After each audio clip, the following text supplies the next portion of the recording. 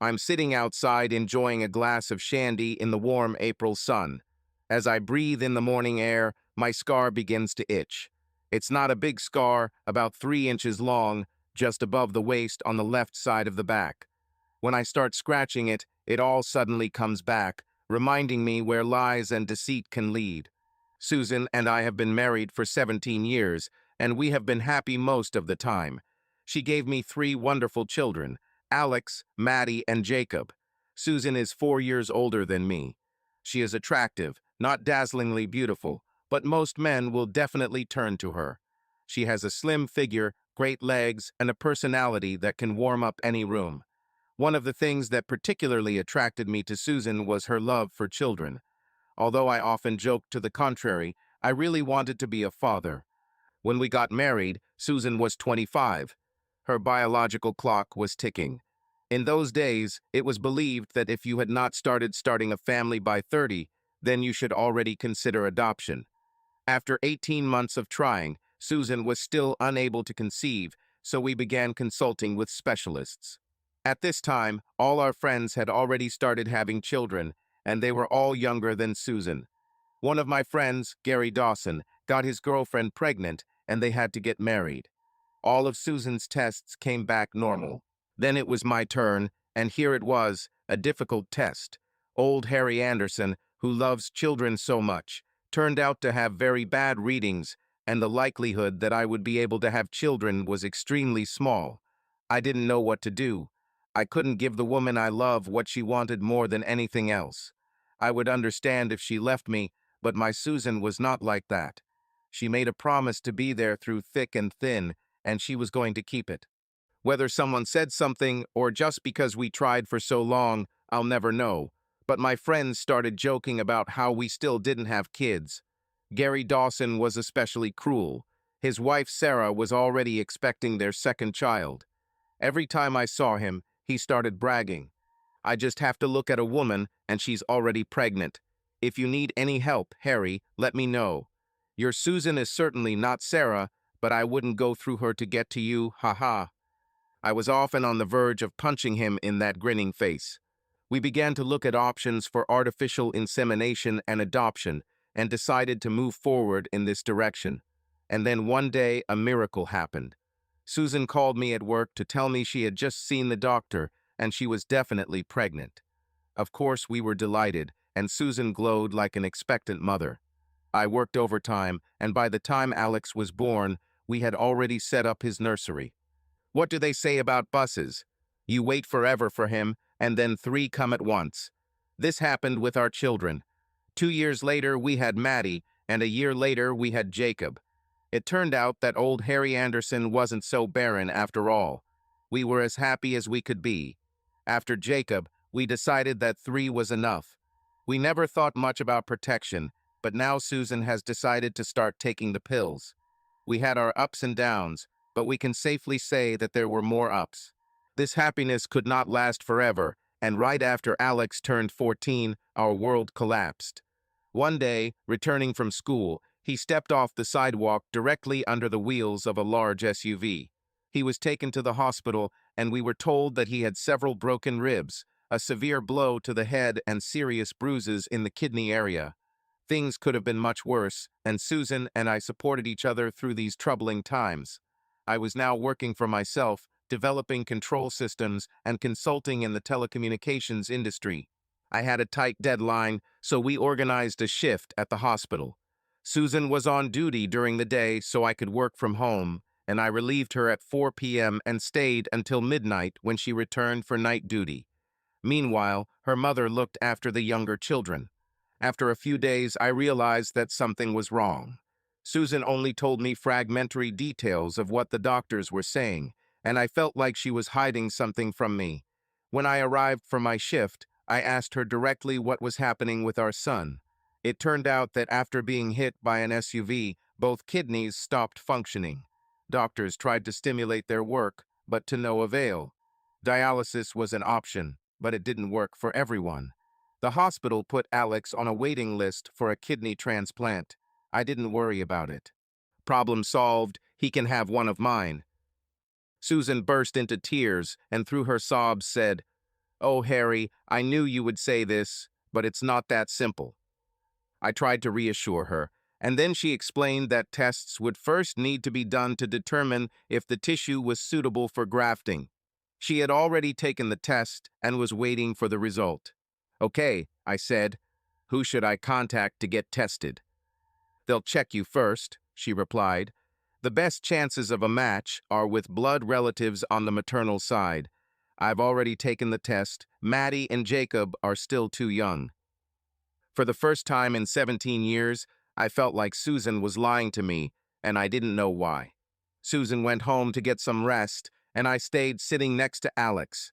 He didn't look well, his body seemed swollen from all the fluids the doctors had given him, and he was only conscious for short periods. That evening, there was a medical emergency on the ward, and I saw one of the doctors rush into the room. I decided to wait for him and find out what was going on. To be honest, he looked like he hadn't slept in days, and when I approached him, he wasn't in the best of spirits, to put it mildly. He told me that he had already explained everything to my wife, that Alex really needed a transplant, and that the best chance of a match was with blood relatives.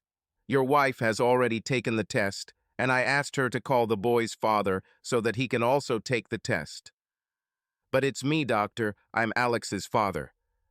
Oh no, he replied.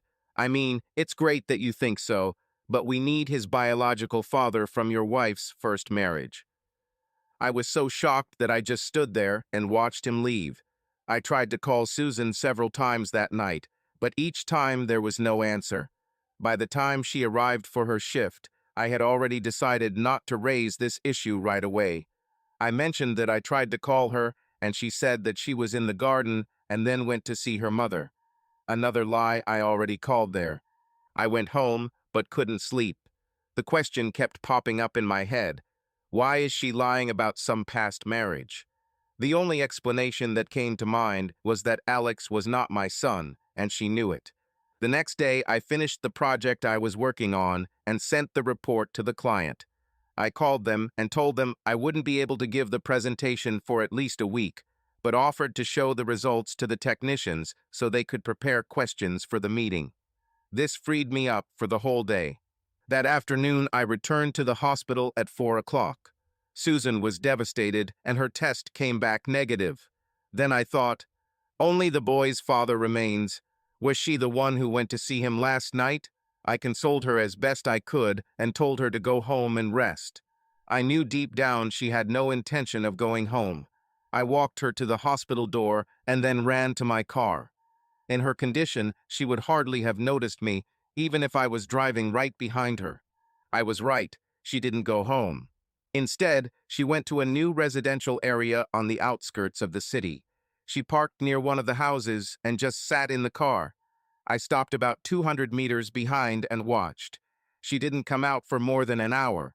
Just when I started to think that nothing would happen, a black pickup truck pulled into the driveway in front of the house. Susan got out of the car and quickly walked towards the truck. I recognized the driver immediately. I hadn't seen him in years, and time hadn't been kind to him, but as soon as he stood up, I knew it was Gary Bloody Dawson. I felt sick of all people. Did she choose him? Susan walked up to the car and spoke to Gary. I saw him shake his head several times, and then Susan knelt down. My God, she begged him. He tried to leave, but she held him by the pants. At that moment, I saw him raise his hand.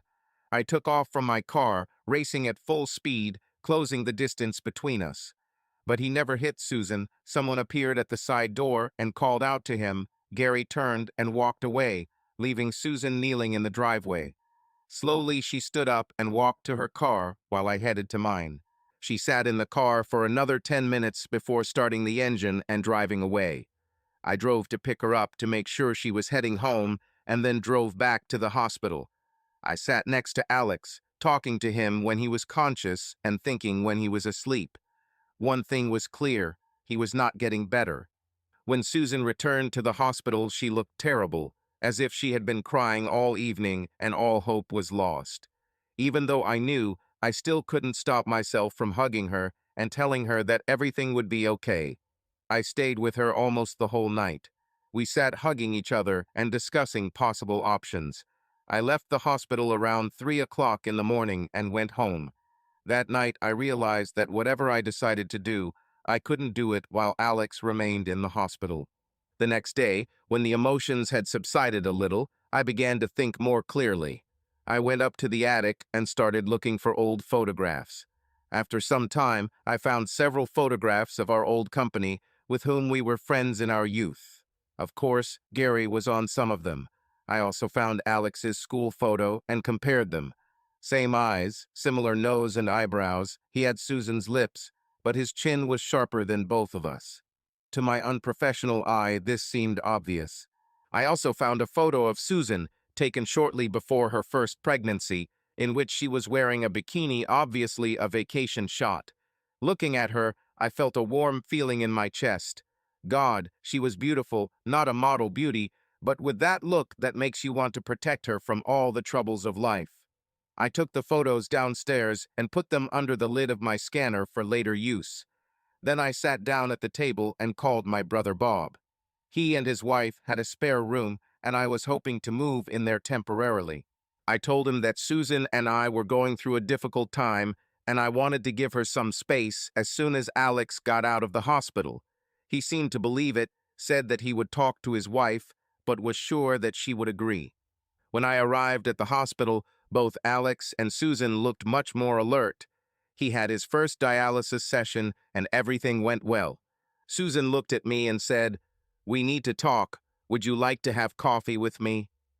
I thought, this is it. Now she will tell me the whole truth and reveal this dirty story to me. I was wrong.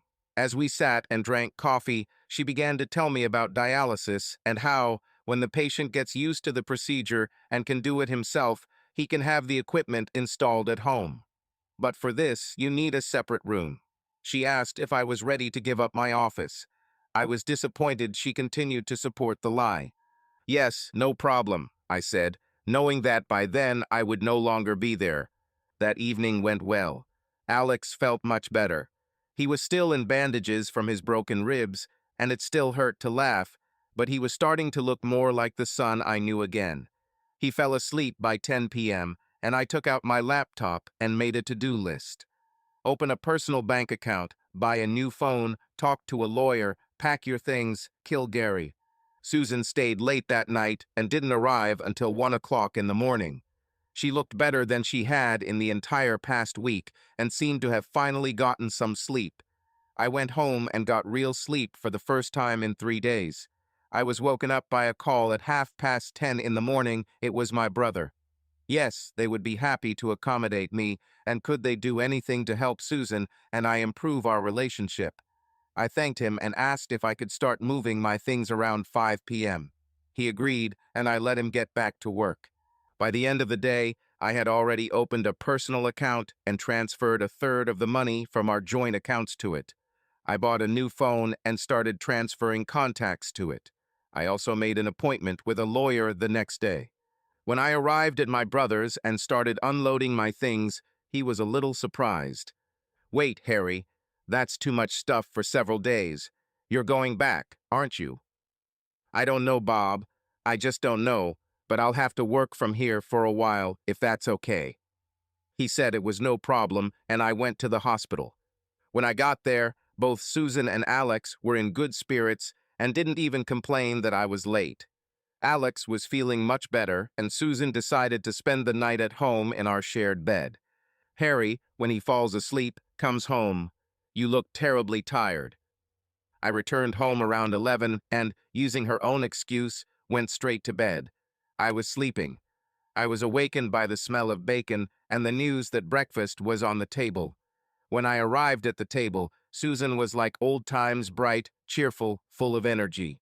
Over breakfast, she told me that Alex would have dialysis again today, then on Monday, and if everything went well, he could be sent home, and he would come for treatments 3 times a week until we installed the machine at home. She thanked me for agreeing to give up my office, finished her coffee, and hurried to the hospital.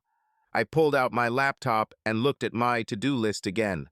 There are only 2 points left: talk to the lawyer and kill Gary. Well, the first point was in progress, so I could move on to the second. I didn't know if I could actually kill him. I have never in my life wanted someone to die, but I have never been in such a state as I am now. It felt like my whole life was ruined, and none of this would have happened if it weren't for Gary Dawson. I wanted to take his life the same way he took mine.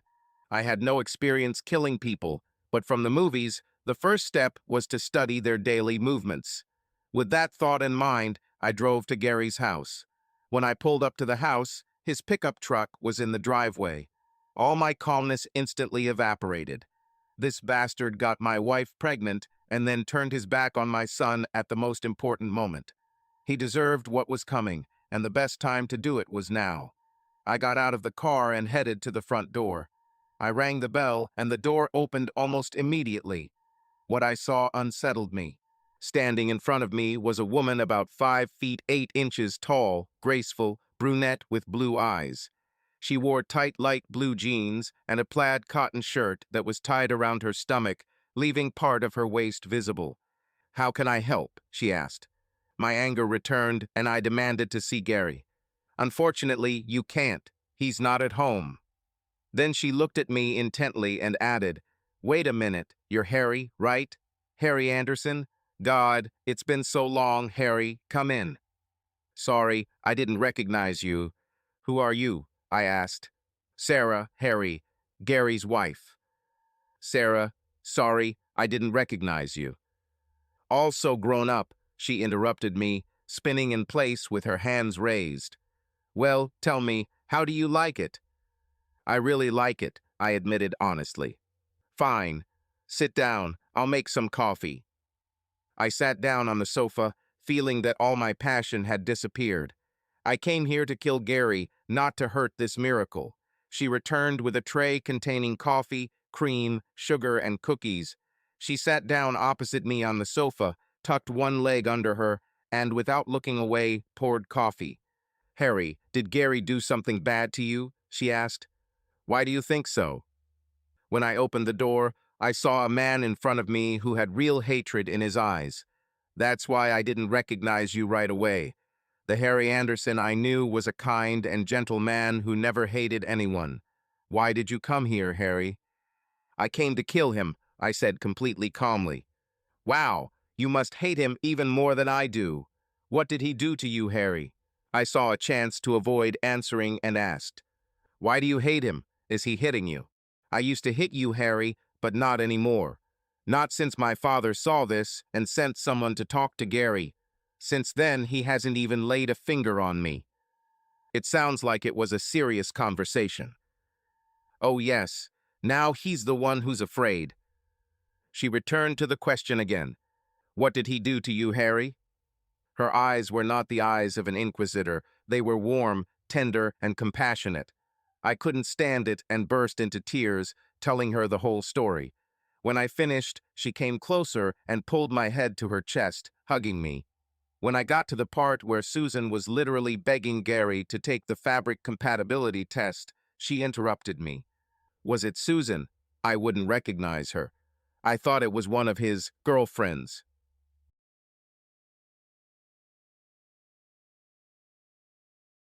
"If he had hit her, dear Harry, he would already be dead," she said with a smile.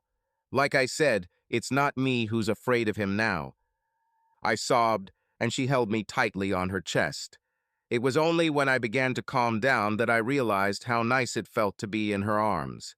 When I calmed down, she raised my head, took it in her hands, and looked at me. At that moment, I thought, God, she's beautiful. "You need to start thinking like Harry Anderson. You were always the smartest guy in our group. That's why you didn't fit in. Killing Gary won't help you, will it? This will only make the situation worse. What will Susan and the kids do when you go to jail?" Her words hit the mark, and I realized that she was right. This was the same girl that all our friends called empty-headed, and Gary called her his stupid girl all these years, but how wrong they were. She made fresh coffee, and we continued talking. When I looked at my watch, I saw that it was almost time for my visit to the lawyer. When I got up to leave, she walked me to the door. "Harry, Gary will be home all weekend, and the kids will be home from school. Do you promise that you will come on Monday morning? We can discuss everything and make a plan. Then she kissed me, not passionately, but tenderly, with warmth. Of course, I promised to return. What man wouldn't agree? When I was about to leave, she pulled my head back and kissed me again. When we broke the kiss, she smiled at me. This is so that you definitely come back on Monday. The lawyer said the case seemed simple. If I filed for divorce due to infidelity, I would have to do DNA tests to prove that I was not the father of the children. Otherwise, we can use the information Susan gave to the doctors to show that she did not believe I was Alex's father and that the deception led to an unresolved conflict. I told him that the second option seemed better to me. I had no desire to disgrace Susan, and I certainly didn't want the children to think badly of her. I also said that I was not ready to take action until Alex left the hospital. The weekend flew by. During the day, I was working on a new project and preparing a presentation for a project I had just completed. In the evenings, I would come to Alex, sit with him until he fell asleep, and then return home. On Sunday, Susan finally got some sleep and felt like herself again, to the point where she asked what happened when I tried to go to bed. It's been over 2 weeks since we made love. While we were awake at the same time, she could understand why. But now that I was home, she couldn't understand why I was avoiding her. Monday morning at 9:30, I was ringing Sarah's doorbell. As soon as the door opened, her hand pulled me by my shirt and pulled me inside. When she closed the door, she pressed me against it. "You're late," she said before kissing me passionately, just like she did on Friday. I tried to say something about being late, but she didn't listen to me, took my hand and led me to the kitchen. She was wearing jeans that looked like they had been poured onto her body, a thin white t-shirt, 3-inch stilettos, and a playful smile. "I have a plan," she said. "Coffee or something stronger?" I agreed to coffee, and she led me back to the couch. She brought coffee and a bag and sat down next to me. "Do you still want to hurt Gary?" she asked. "I'm not sure, maybe not as much as Friday, but I think he should pay for all the pain he caused and the destruction of my marriage." Now think about it, Harry. What is Gary most proud of? What did he always say when he bullied you? With your sexual power, the ability to conquer women like you, and now, as it turns out, Susan. So that's where we're going to hit him. The second part of the plan is more difficult, but hitting his self-confidence will be much easier than you think. Now I need to know the answer to 2 questions. First of all, in order to carry out our plan, you and I will have to get to know each other a lot better, and I mean a lot better. Are you ready for this, Harry? One look at her as she moved closer to me answered this question. Yes, definitely. Great, she said, taking something out of her bag. Now the second question, do you know how to use this? She pulled out a Sony digital semi-professional video camera with a zoom microphone. What I don't know, I can quickly learn, I replied. Oh, great, she said, grabbing my hand and moving even closer. Harry, we're going to make a movie starring you and me. You will do everything to me that Gary hasn't done in years, and some things that I never let him do. We could send this to all his friends, it would destroy him. Wait a minute. Now, who doesn't think about the consequences? Can you imagine what a shame this is for you? Wouldn't it be unpleasant for you to do all this on camera? Wasn't it shameful and humiliating to be married to this nonentity all these years? If it weren't for my father's insistence that children need a father, I would have left long ago. Plus, we don't have to spread it. We can just threaten, blackmail. You could get a kidney for your son. If I were in my right mind, I would have seen all the flaws in her plan. But she caught me on the last phrase, and I agreed. So, Harry, the first stage of the plan is for us to get to know each other better. Follow me. She led me upstairs to the master bedroom. What's next? I asked. Well, Harry, now you undress me, then we will make love, talk, make love again, and so on until I have to pick up the children from school and you have to go to the hospital. Who knows, if you're a good boy, I might even make you lunch, she added with a playful smile.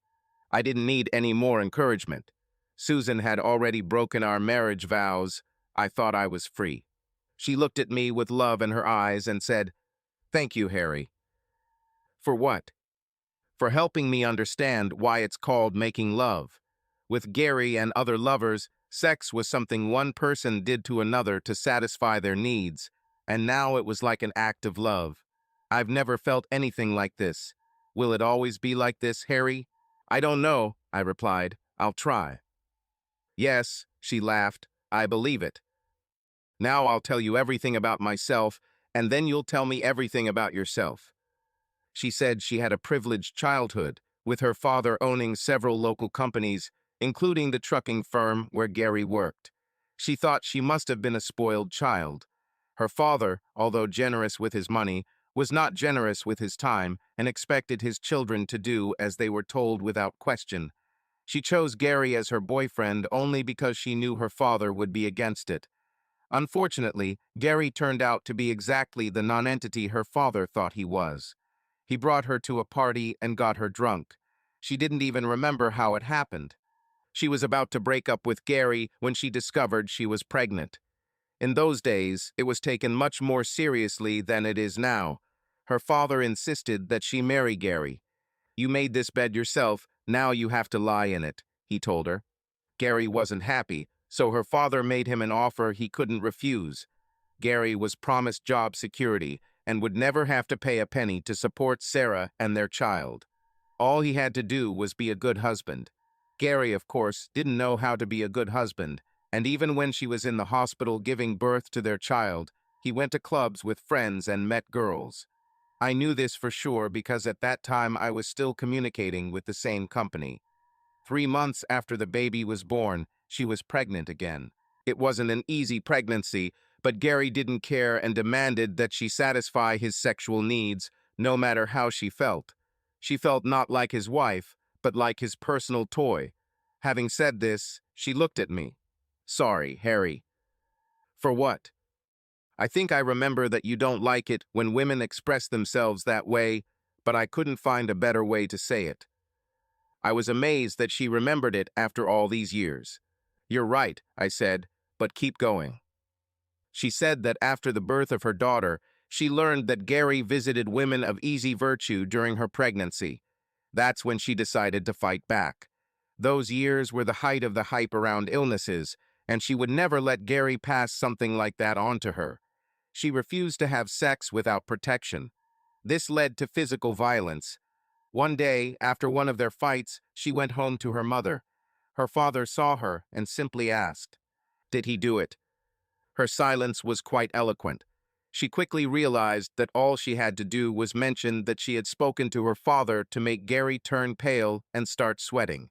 Gary did the procedure in an attempt to get her to agree to have sex without protection. It didn't work, and when he said that with protection he didn't have to have sex, she said she was fine with that. His employer gave him an assignment on the Turkish route, which kept him away from home for 7 days at a time. She told me about her lovers and expected me to be shocked, but I wasn't. I didn't ask how many there were, but she said they could be counted on the fingers of one hand. Most of them ended up being married, and they all wanted her just for her body, avoiding any complications. I told her it was their loss, and I truly meant it. The more I got to know her, the more I realized that she was actually a good person who just had bad luck. She obviously adored her children, Luke and Daisy. They were part of the reason she was still with Gary. Having become pregnant early, she did not have the skills to get a job that would support the family, and her father made it clear that if she left, he would not support them. When she finished, she looked at me. "Do you see what a mess my life is, Harry?" I just hugged her. "Why me?" "What why you, Harry?" "Well, you said that no one has approached you without protection for over 10 years. This is true. But I didn't use it, and you didn't ask. So why me?" "Because you are Harry Anderson." "Boring, unable to conceive Harry Anderson," I replied. She slapped me on the chest, stood up on her elbow, and looked at me. "I told you about self-pity, Harry. It's extremely unattractive in a man." "Okay," she continued, "because Harry Anderson has always been faithful to his wife since their wedding day, so there is no chance of infection. Because if Harry Anderson impregnates me, He will be by my side no matter what happens. If that makes you boring, Harry, then I'm happy to be boring. Oh, how I wish I had met you before that bastard got me drunk and got me pregnant. We got dressed, we went down to the kitchen, and Sarah asked what I would like to eat.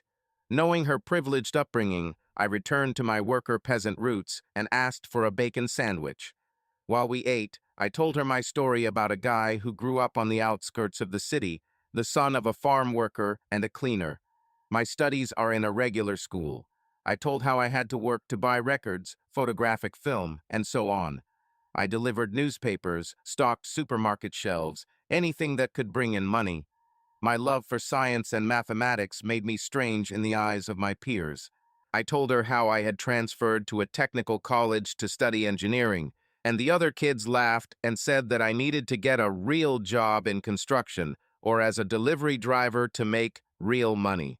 When I went to university to study electronics, they went completely crazy, claiming that I thought I was too good for them. However, I would return during the holidays and work where they paid, still dealing with the same old company. When I returned with a degree in electronics engineering, I got a job at a local engineering plant. I had only been working for 6 months when I met Susan, who was working as a children's social worker. I told her about our difficulties conceiving and how we rejoiced at the birth of Alex and then Maddie and Jacob. She listened to all this and then said, "So you were happy, Harry?" Yes, I admitted, but it was all a lie. For 14 years I lived a lie, thinking that I was the most important person in their lives. And now I find out that Susan slept with Gary and God knows who else. I thought she loved me, but if that was the case, why did she do this to me? It would have been much kinder to leave as soon as she realized that I couldn't give her children. She pressed my head to her chest. God, how they hurt you, Harry. Before I left, she made me promise to come back the next day. By the time we finished talking, it was time for her to pick up the kids from school and for me to go to the hospital. I arrived at the hospital earlier than expected and immediately noticed that Susan was much happier. She told me that Alex was doing well on dialysis and that they were going to send him home after his next session on Wednesday. I said that was wonderful and suggested that she stay home on Wednesday to prepare the house for his return. I will stay with him and take him home after treatment. I also said that I had a meeting with clients on Thursday to present them with a new project. Of course, it was a lie, but I decided that I could arrange a meeting so that the lie would become the truth. In fact, I just wanted to see her as little as possible until the day I left for good, which I planned for Friday. Before leaving, Susan asked me not to stay at the hospital today. I'll have a real dinner ready by 8 and we'll have dinner together, she said. You look very tired. I think you work too much. When I arrived, Alex was sitting in a chair and watching TV. He said that the programs on TV were boring and instead started asking me about work. After talking, he suddenly said, "Dad, you're very good with technology, right?" I told him that my clients think so, and in general, I agree with them. Wouldn't you like to sometimes understand people the same way you understand cars? Wow, what a deep question. Yes, sometimes I really think about it. What made you ask? There's something wrong with Mom. When she's not running around me, she just sits and stares at me. She thinks I don't notice, but I see it, and it's scary. It probably just dawned on her how close we were to losing you. I changed the subject and asked how dialysis was going. Terribly boring. You have to sit there for hours while the machine does its thing. By 8:30, I was already on my way home. Whatever I think of Susan, there are two things you can't fault her for. She's a good cook and a wonderful mother. That night, dinner was great. We opened a bottle of wine, and when we sat on the sofa to watch TV, she became very affectionate. I chalked it up to remorse, and the more affectionate she became, the angrier I became. In order not to express my anger, I told her that she was right. I was really very tired and went to bed. In 17 years, I rarely refused her intimate proposals, but this time I had to do it. In this state, I would want to hurt her, and that would be something I couldn't live with, so I tried my best to pretend I was sleeping. I woke up alone in bed, smelling bacon wafting from the kitchen. I quickly showered and went downstairs to where a full English breakfast was waiting for me. This usually happened on holidays and important days, so I asked what the reason was for all this. "My man needs to gain strength," was all she said, kissing me softly on the lips. I was starting to feel like a jerk for what I was about to do, but then I thought, my lie has only been going on for a few days, and I already feel like this. If she really loved me, how could she deceive me for 14 years and not break under the weight of guilt? After breakfast, I immediately went to my office and made 2 calls.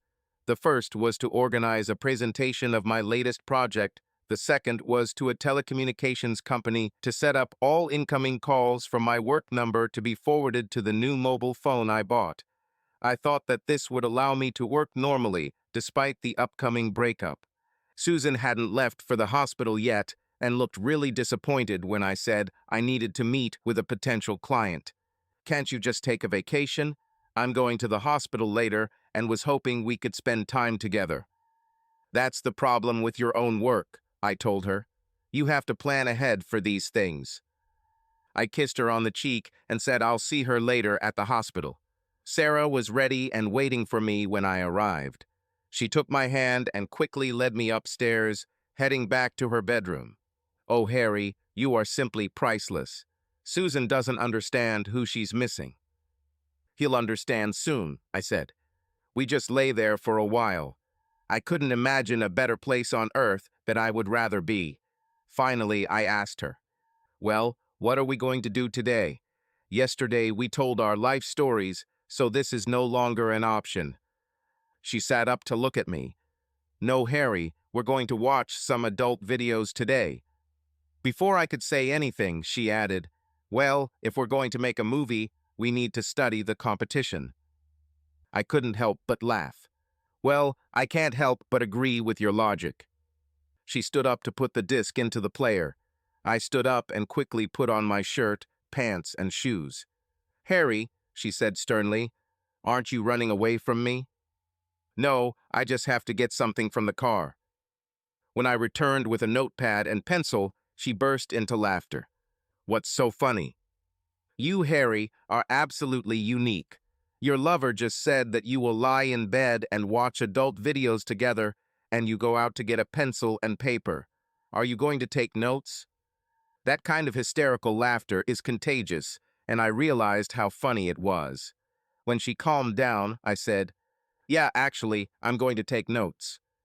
We both burst into laughter again, hugging each other. Then she said, "Fuck the video, Harry. Make love to me right now."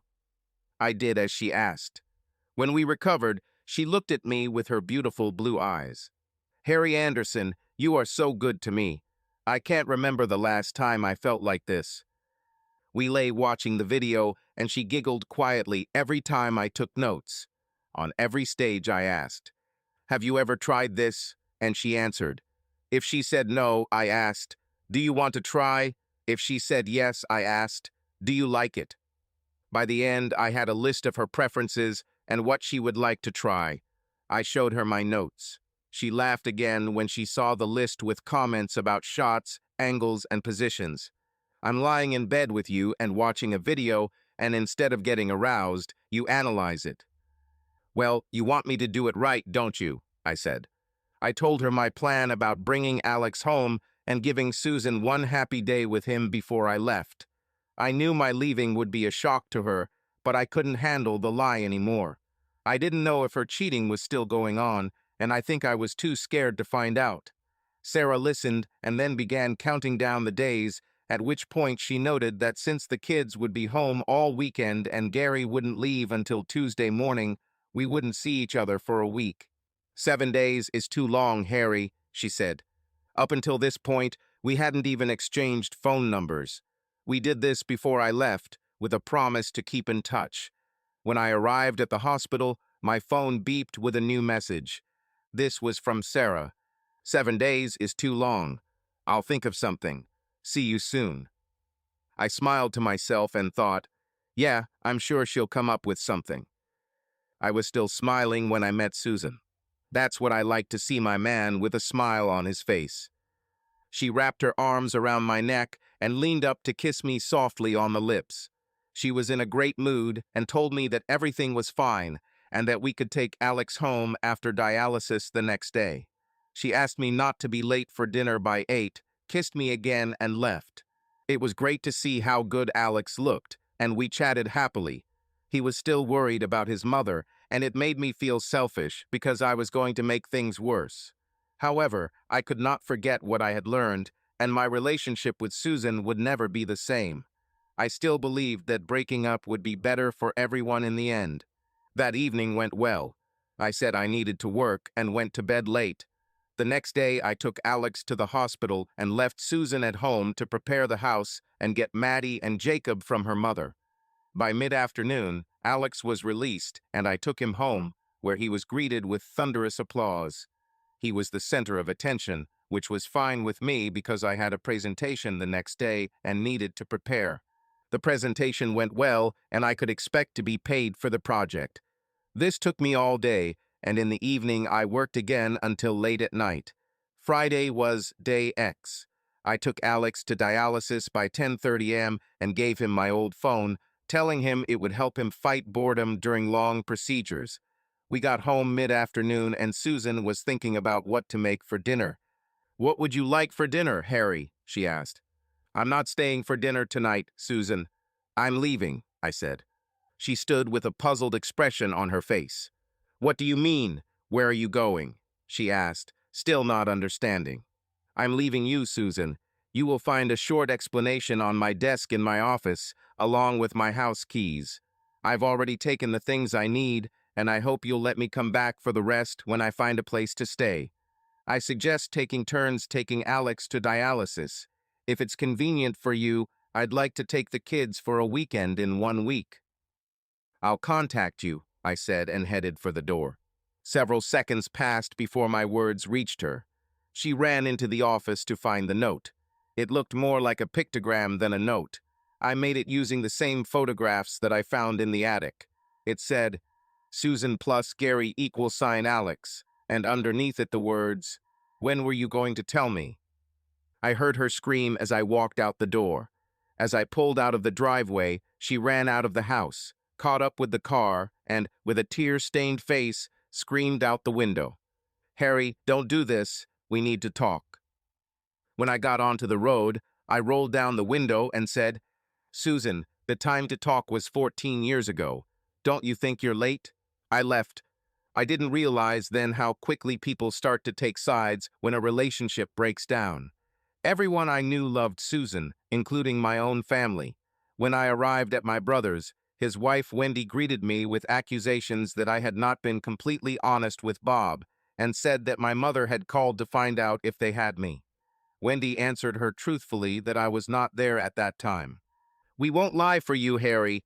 You love Susan, and no matter what either of you did, you have an obligation to talk and try to work things out," she said. I asked if that meant I couldn't stay with them, and she softened a little. "You're Bob's brother, and we love you, but we're not going to be hostages in this situation." I said that I would try to find a place to live next week and went into my room to work. That evening, I received a message. It was from Sarah and read, "7 days is too long. See you tomorrow for dinner at the Palma restaurant at 19:30. Be there." I replied, "I'm looking forward to it." I also received several emails from Susan. The first one was, "Harry, I love only you. Please come home and we can talk about everything." Then this, "Harry, it's not what you think. Please call me." I responded to this letter with a short question. "Can you guarantee that I am the father of our children?" Her answer said it all. She wrote, "Please, Harry, come home and talk to me about this, if not for my sake, then for the sake of the children. We all love you and want you back." My answer was short and clear. "I understand that the answer is no. Now I'm adding you to the blacklist, and all your future emails will be automatically deleted by the server." I also received several messages from Alex asking what was going on, but all I could do was tell him to talk to his mother and told him I would pick him up on Tuesday for dialysis. The next day, I spent time looking for an apartment through real estate agencies. Finding something at a reasonable price was difficult. My income from the business was good by most people's standards, but paying for a second apartment would put a serious dent in my budget and leave little room for saving for my children's education. However, a pleasant evening lay ahead of me, and by 1930 I was already sitting in the bar of the Palmer restaurant, waiting for a meeting. It was perhaps the best restaurant in the city, and I felt a little out of place because I was dressed too simply. A linen jacket, trousers, and a shirt without a tie. Most of the men were in tuxedos or morning suits. Sarah added to my discomfort when she entered the hall wearing a floor-length evening dress with a short fur cape over her shoulders. When she went to the wardrobe and took off the cape, a lump formed in my throat, and I could hardly utter a word. She came up to me and greeted me, kissing me on both cheeks. "Harry, darling, have you been waiting long?" "Only 10 minutes," I lied. "Would you like an aperitif?" We settled on cur, and I ordered it while she talked to the head waiter, with whom she was on friendly terms. "The table will be ready in 10 minutes," she said, sitting down next to me.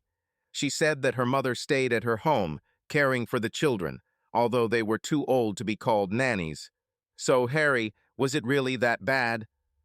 I explained to her what happened yesterday, and while I was doing this, we were invited to a table. As soon as we sat down, I continued this whole sad story, including emails. "How are you feeling now, Harry?" I told her I wasn't proud of myself. I felt that I had hurt Susan greatly, but I couldn't imagine how I could leave without hurting her. However, I still felt like a creep. "But it hurts you too, Harry, I understand that." I told her that Wendy didn't want me to stay, and how my mother had tried to contact me to convince me to come back, and how I felt somewhat isolated. I said that I knew that if I told the family the real reasons for leaving, everything would be turned upside down, and the family would not give Susan any chance, and even worse, my mother would probably want to end all relations with my children. I didn't want this. What if someone tells the children? No, I'd rather remain a villain. I knew I still loved her, but I couldn't trust her. We were interrupted from time to take orders or bring food and wine. Sometimes she would reach out and squeeze mine. I felt relieved after pouring my heart out to her. As we ordered dessert, I looked up and noticed that she was looking at me quite intently. I asked what was wrong. She answered with a question. "How old are you, Harry? 44, 45? 39, I said indignantly. "I bet you've had this hairstyle since high school, and it's time for you to change your glasses too. You will become my project, Harry. I will turn you into a sexy 35-year-old. "How are you?" I said. She laughed. "Yes, like me." She continued to tell me how she was going to change my image until the brandy arrived. "What's your most pressing problem, Harry? A place to live."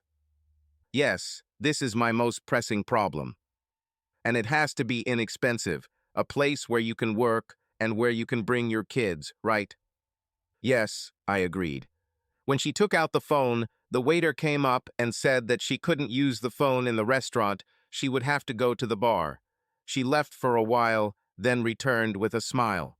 "A 4-room house, not far from the city, you pay all the utilities, your house tax, keep the house and garden in order, and if Charlotte approves, you can live there for 6 months. You will look after the house. We're going to Charlotte's on Monday at 10.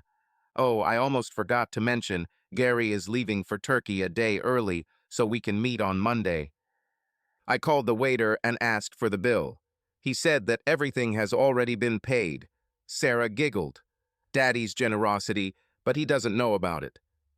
I smiled and took her coat out of the wardrobe. "What now, Harry?" I assumed that she needed to return, but it turns out that Mom will stay with her all night. "I hope you're not planning on going home, not after that wine and brandy."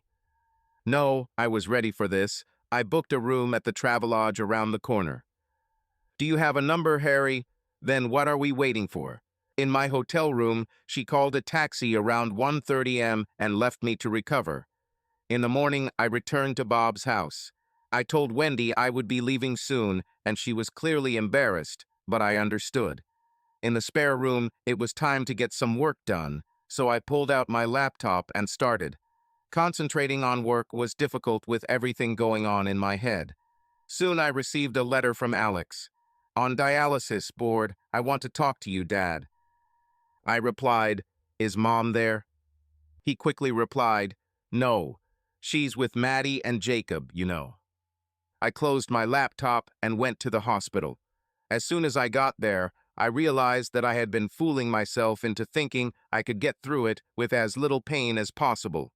In any breakup, everyone suffers, and Alex reminded me of this forcefully. He was aggressive from the start. "Why did you leave us, Dad?" He knew where to hit. I tried to explain that I had not abandoned them, only their mother, and that once I found a place to live, they would always be welcome. "But why can't you live with us? This is what we all want, even Mom." "Now, son, I cannot live in the same house with your mother. I can't tell you why, it would be wrong. Your mother should tell you this." I tried to remain calm, but I saw that he did not understand. "Mom can't explain anything to us. She just cries. She said it was her fault that she did something unforgivable." Obviously, Susan didn't want them to hate me, I thought, but I can't tell him what happened without ruining him.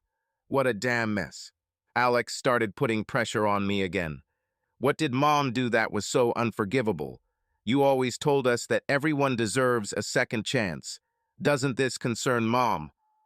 Direct hit. I burst into tears. "I'm sorry, Alex," I said, choking on tears. "I can't talk about it now, and until I can, I can't talk to your mother. Sorry, son." I got up and left. I was able to make some progress on the new project, but progress was slow. The images kept popping into my head as I tried to concentrate. Gary and Susan are laughing together, laughing at me, I thought. Alex, teetering on the brink of death. Gary raising his hand to Susan and me knocking Gary's teeth out.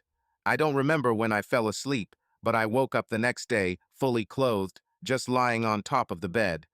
The knot in my stomach reminded me that I hadn't eaten the day before. I texted Sarah, "Can I buy you breakfast?" and went to the bathroom to take a shower. When I returned, a message from Sarah was already waiting for me. "Come to me, I'll feed you breakfast." I admit, the smiley face at the end alarmed me a little. I wasn't sure I needed more sex right now. Despite this, I got into the car and was soon on my way. When I arrived at Sarah's place, to my surprise, she was fully dressed. Jeans, a t-shirt, high-heeled sandals, her hair in a ponytail. Then I remembered that we were going to meet Charlotte today. She sat me down at the kitchen table, gave me a glass of orange juice, and told me that I would have to wait a few minutes until the eggs were ready. Soon she served me a breakfast better than any I could have bought anywhere. "I bet you haven't been eating well lately. We can't let this happen, Harry. You need to gain strength." We went to look at the house. Charlotte turned out to be a nice girl, a little bit wide in the hips, with small breasts, short mousy red hair, and a pretty face. I could easily imagine her riding a horse. She conducted a sort of interview, asking me about my background, what I do, if I have any pets, and so on. In the end, it turned out that I, as a single professional, met most of the requirements, and, thanks to Sarah's recommendation, I did not need any recommendations. Charlotte said that the house belongs to a family whose head works in the diplomatic service, and they were transferred abroad and took the whole family with them. The house was fully furnished, and I had to ensure that it remains in the same condition as when they left. The owners will leave for at least 6 months. If longer, they will decide on the future fate of the house. I had to pay all utilities and replace any damaged items. Charlotte had some money for occasional repairs and maintenance that couldn't be charged to me. Pets were not allowed in the house, to which Sarah made a sad face. The house turned out to be very pleasant, on a wooded plot on the outskirts of the city.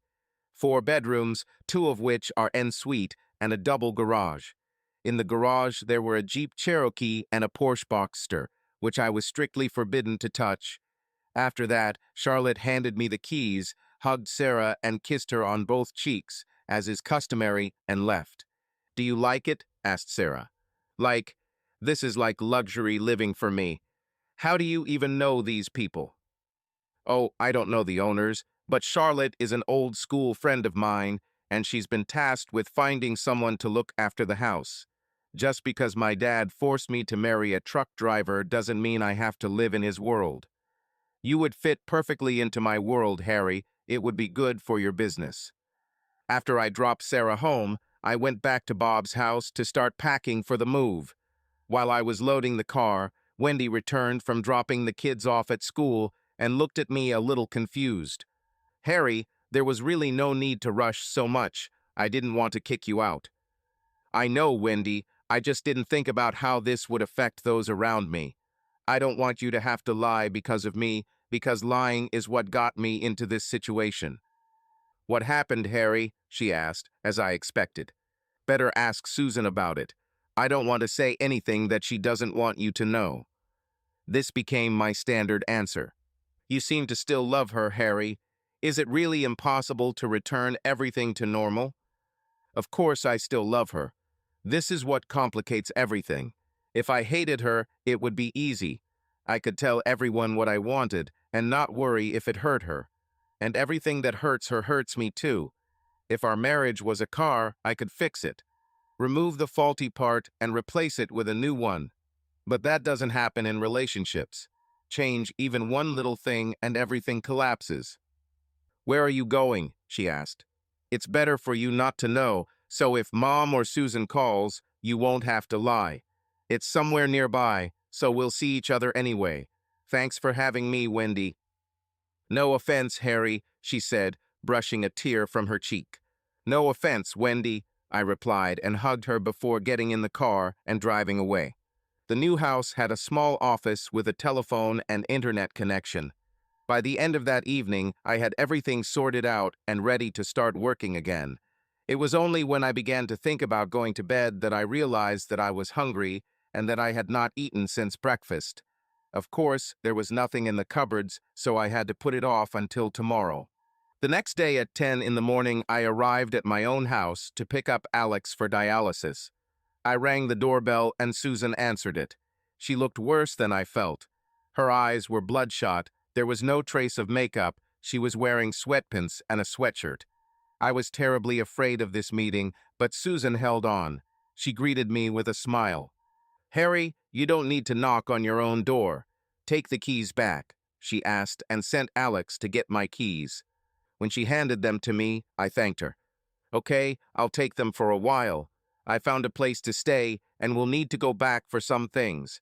I was thinking maybe Thursday when you take Alex to dialysis. Her face darkened at the mention of my finding a place to live. As she lowered the keys into my hand, she held it with both of hers. We need to talk, Harry. Nothing is as it seems. So you haven't been deceiving me all these years? Because that's what it looks like. She let go of my hand and ran into the living room, crying. Well done, Dad, Alex said, coming out to me. Do you know how long she prepared for this? Rehearsed what to say? Maybe you're right, and you shouldn't come back just yet.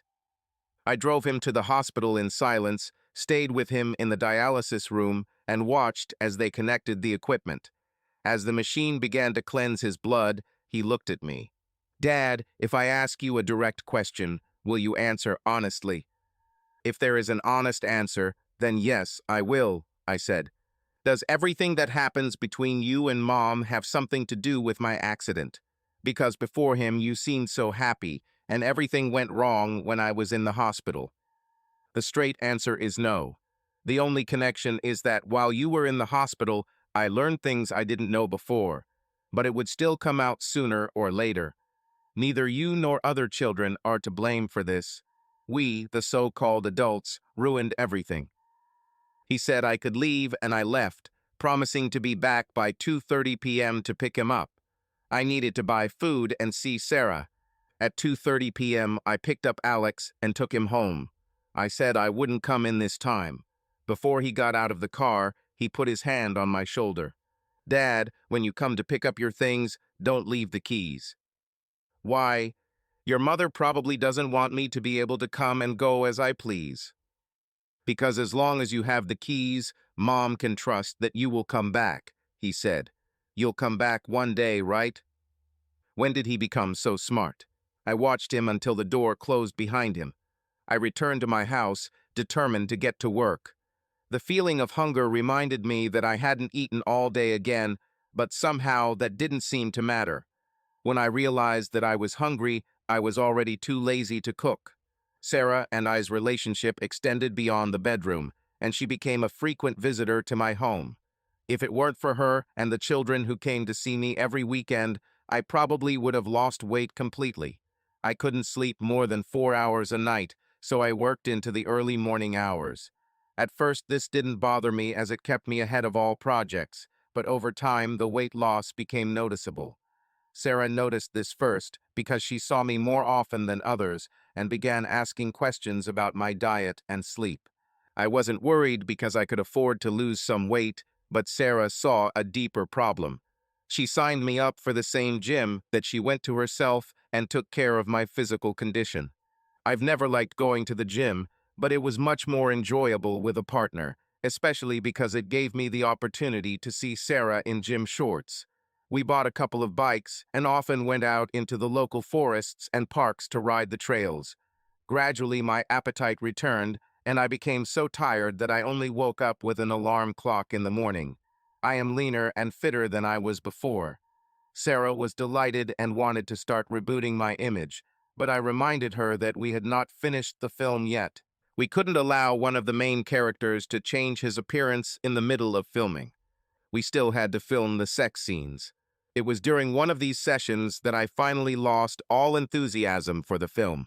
Gary handled the French roads very well and arrived in Calais 2 hours earlier than planned. Instead of hanging around waiting for the ferry, he decided to try his luck and caught an earlier flight. It so happened that Sarah and I were still in bed when he returned home. He must have heard us. When he opened the bedroom door and saw us, his jaw dropped. "What the hell is going on here?" Sarah turned around and looked at him. "What does it look like? Now, if you don't mind, we'd like some privacy." In those few seconds that he stood in the doorway, I saw his face change from indignation to rage, and then into suppressed resignation. His manhood withered and died before my eyes. I couldn't get the image of Gary out of my head, and in that moment I knew I didn't want to humiliate him anymore. Once filming was completed, Sarah began her project to transform Harry Anderson. The first thing that changed was my hairstyle. The one I had since school gave way to something more stylish. I left the hair salon with much less hair and was given instructions on how to maintain the new look between appointments. Then it was time for the glasses. She took me to an optician and made me try almost every frame in the store. Then she called the saleswoman, put on me the ones she liked best, and asked the girl which ones best emphasized my facial features. Between them, they chose a couple. "Honestly," said the saleswoman, "it seems to me that he's better off without glasses." So I started wearing contact lenses. The next step was to modernize my wardrobe. She sorted through my clothes, dividing them into 3 piles: to donate, to throw away, and to keep. The keep pile was the smallest of the 3. With Sarah as my style advisor, I ordered a couple of tailored suits, and then we went shopping for more casual clothes. It was difficult, but I managed to persuade her to limit herself to regular shops on the main street. The transformation was almost complete when, during one of our shopping trips, I almost ran into my sister-in-law, Wendy. "Hi, Wendy," I said. She stopped and turned to me. "Harry?" she asked, as if not believing her eyes. "Sorry, I didn't recognize you. You look so different." We chatted a bit, and I introduced Sarah to her as an old friend. "Not that old," Sarah said, and we all laughed. I promised Wendy that I would bring the kids to visit soon. By then, almost 2 months had passed since I left Susan.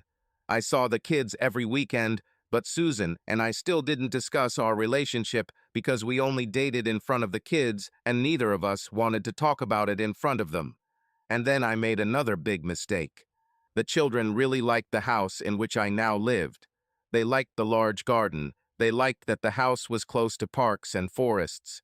And I still don't understand why I managed to introduce them to Sarah. I agreed that she would come to visit us one Saturday. When she arrived, I introduced her as an old friend and explained that it was she who helped me find this wonderful house. Jacob and Maddie were kind to her, but Alex seemed rather hostile. The following Thursday, when I went to pick him up for dialysis, he didn't come out. I waited a little, then went up and rang the doorbell. Susan opened it with a guilty look. "Sorry, Harry, I didn't have a chance to contact you." Alex arranged for patient transport to pick him up from the hospital, and he left around 9 in the morning. "It wasn't me, Harry. He arranged everything himself," she continued, her eyes full of tears. I hugged her shoulders. "Susan, one thing I know for sure is that you would never do anything to hurt me on purpose." "So this is the beginning, Harry, isn't it?" "Yes, this is the beginning," I agreed and left again. Alex no longer came to my house and soon completely broke off all contacts. I can't say it didn't hurt me, and after a few weeks I found myself starting my day by parking near my house to watch the patient transport arrive to pick it up. It only took a few minutes a week, but it allowed me to see him and Susan and make sure they were okay. Sarah consoled me, assuring me that Alex would definitely change his mind. She just didn't know Alex. I knew that I had lost my eldest son, and I understood that as he grew older, others would follow. I felt like I had nothing to lose, so I went to a lawyer to file for divorce due to irreconcilable differences. Soon after, Sarah's children left on a 10-day school trip. I was looking forward to these days when she didn't have to go home in the middle of the day, but it actually wasn't what I expected. On the first evening, she suggested we go out for dinner, and I took her to a nice village pub we had recently found. She said she wanted to talk, and I prepared myself for the possibility that she was going to leave me. You know, that phrase, "It was fun, but now it's time to move on." But I was not ready for what happened. We made it to dessert before she said anything beyond small talk, and then she said the main thing. "I've never said this to any man before, but I'm in love with you, Harry Anderson." I tried to interject something, but she stopped me. "No, Harry, don't interrupt. I need to say this. I love you, Harry, and I think we can be happy together. I can live with the fact that you will always put Susan first. I know you still love her and probably always will. But what I can't accept is that you're not as happy as you could be. You are a good person, Harry, and you deserve to be happy." "But I'm happy." "No, Harry, you are not happy. If you were happy, you wouldn't start your day sitting in the car waiting to catch a glimpse of your son. Lately, when we are alone, your thoughts go somewhere. Where are you going, Harry?" She didn't expect an answer to this question. "If I stay with you, Harry, it must be on the terms that you never return to Susan. Like I said, I can accept that you love her, even though you may love her more than you love me, but I have to be sure that you can't get over what happened between you."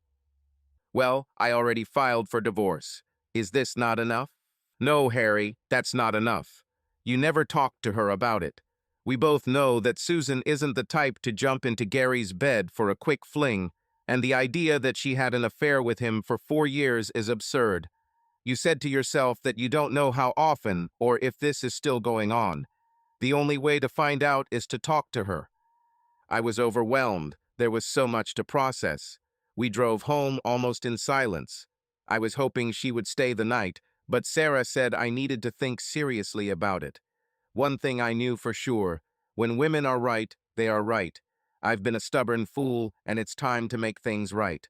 The next morning, I went to see Susan. I even bought flowers along the way.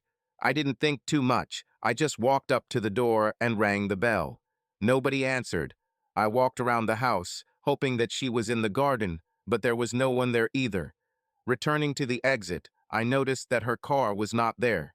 I was about to leave when Mrs. Mason, who lived across the street, came to the house. "How can I help?" "Oh, I wanted to see Susan. I'll try to come by later." "Well, maybe you'll get lucky, maybe you won't. Her son is feeling bad again, you know. They didn't return from the hospital last night." I thanked her and handed her the flowers, got into the car, and drove straight to the hospital. I saw Susan's car in the parking lot. At the dialysis department, I found them in a separate room. Through the glass, I saw Alex, half conscious on the bed, and Susan sitting next to him, holding his hand. I decided not to bother them and went to look for a doctor to find out what was going on. I eventually found the same doctor who treated Alex the first time. He explained that Alex had been having problems since starting dialysis and was diagnosed with a collapsed vein.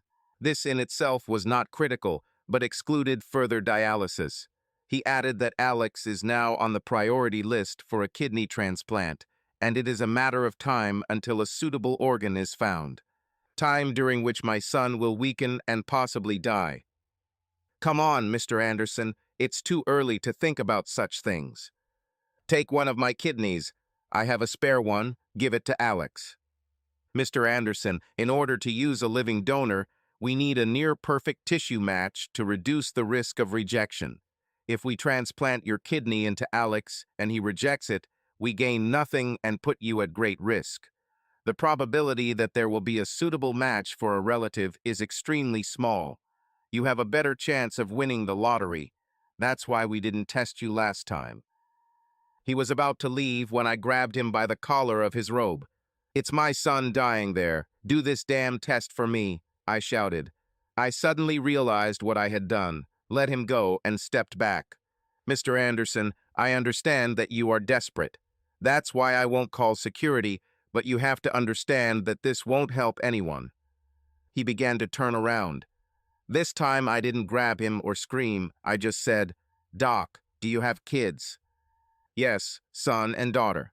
If any of them were in the same situation as Alex, how could you live with yourself if you thought you didn't do everything you could to save them?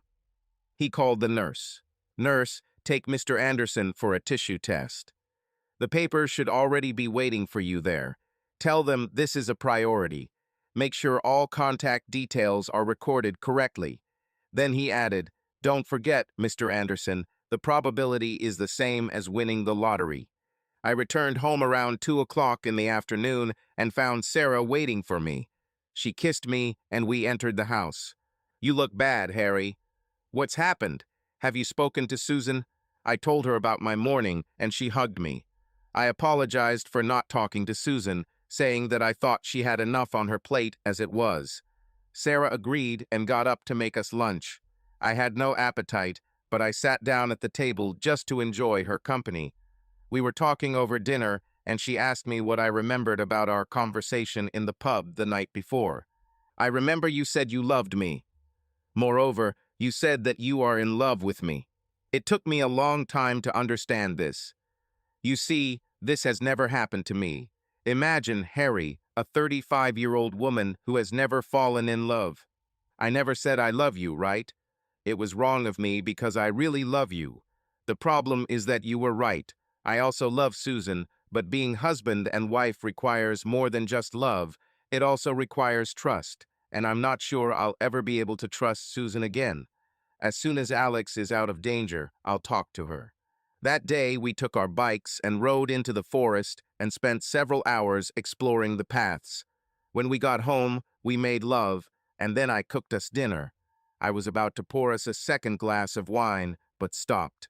It's better not. Cinderella must return home before her carriage turns into a pumpkin. Can I stay the night, Harry? Just once, and even if it's just once, I'd like to know what it's like to wake up in the arms of the man I love. I poured some wine. I didn't count how many times we made love that night. It seemed to happen every time one of us woke up. I can only say that I was in seventh heaven, although there was very little alcohol in my blood. When I woke up alone, I started to think it was all a dream until I heard singing coming from downstairs. I put on my robe and went down to the kitchen. There, wearing only an apron and holding a frying pan in her hand, stood the angel with whom I shared the bed. Well, hello, lover, she said with a smile. I was just about to start cooking eggs and bacon. Get yourself some coffee. I poured us both coffee and just stood there, admiring every curve of her body, when I was suddenly brought back to reality by a phone call. Still lost in her beauty, I walked over and picked up the phone. Hello, this is Harry Anderson. Hello, Mr. Anderson. This is the nephrology department of Browncaston Hospital. We would like you to come discuss the results of your tissue test. Yes, of course, I replied. I'm just going to have breakfast, so I'll be there in an hour. "We'd rather you skip breakfast, Mr. Anderson," said the voice on the other end of the line. "Okay, then I'll be there in half an hour." "Sorry, honey," I called Sarah.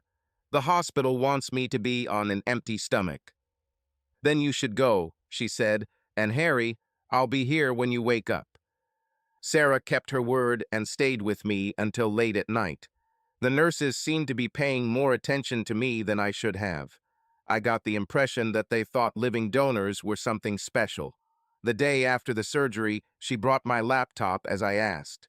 She kept me busy, so I spent time editing the video we made together. Sometimes I showed her certain frames, and we laughed. The next day, it was already 10:30, and no one came to see me. I finished the video and burned it to DVD. One of the nurses secretly brought me an envelope, and I put the disc in there, signed it, and asked her to mail it. Half an hour later, the door opened, and I heard a voice. "Harry Anderson, you are a stubborn, willful, stubborn, wonderful, wonderful person." Susan ran into the room, hugged me, and kissed me. After the kiss, she continued to hug me so tightly that I had to say it hurt. "How is he?" "He's in great shape, everything is working, and he's looking better every minute." "Wait until I tell him that he now has his father's kidney." "I'd rather you didn't tell him," I said. "I don't want him to feel like he owes me anything." "That's why I asked not to tell you. How did you know it was me?" Then she, with tears in her eyes, confessed to me. "I didn't know at first," she said. "I thought Gary had changed his mind. So I asked where I could find him, and the reception staff said he didn't show up here. I didn't know how long people were kept after surgery, so I thought maybe he had already been sent home. I found the number and called his house. When I spoke to his wife, she laughed and said that he was in Turkey and would not be back for 3 more days. I was completely confused, Harry, and started saying some nonsense, and suddenly she asked me if I was Susan. When I said yes, she replied, "And you think my selfish little rascal of a husband donated his kidney to your son? Well, I have to tell you, Gary would never do that, but Harry would. I called the hospital again, told you your name, and they told me where to find you." "Oh, Harry, I missed you so much," she said. I hugged her while she cried. As she began to come to her senses, she pulled away and wiped her tears with a handkerchief. "And now that the children are not around, you won't be able to escape. You and I need to talk." I told her I was going to do this as soon as I found out Alex was back in the hospital and agreed that we really needed to talk things out. "Okay, let's start with this."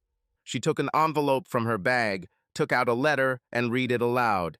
It was a divorce notice, based on irreconcilable differences. I think I provoked it myself. "I half expected the lawsuit to allege infidelity, because that's what you suspect me of, right?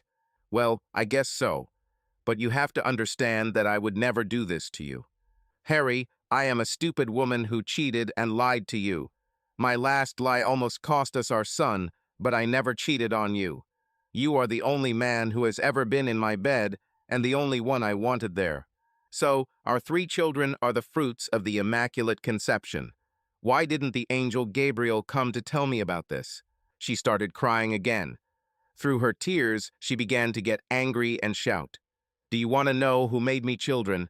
I'll show you who did it." She rummaged in her bag and pulled out a plastic tube with a rubber bulb on the end. "Here," she screamed. "Mr. Turkey did it." A nurse appeared at the door. I showed her that everything was okay.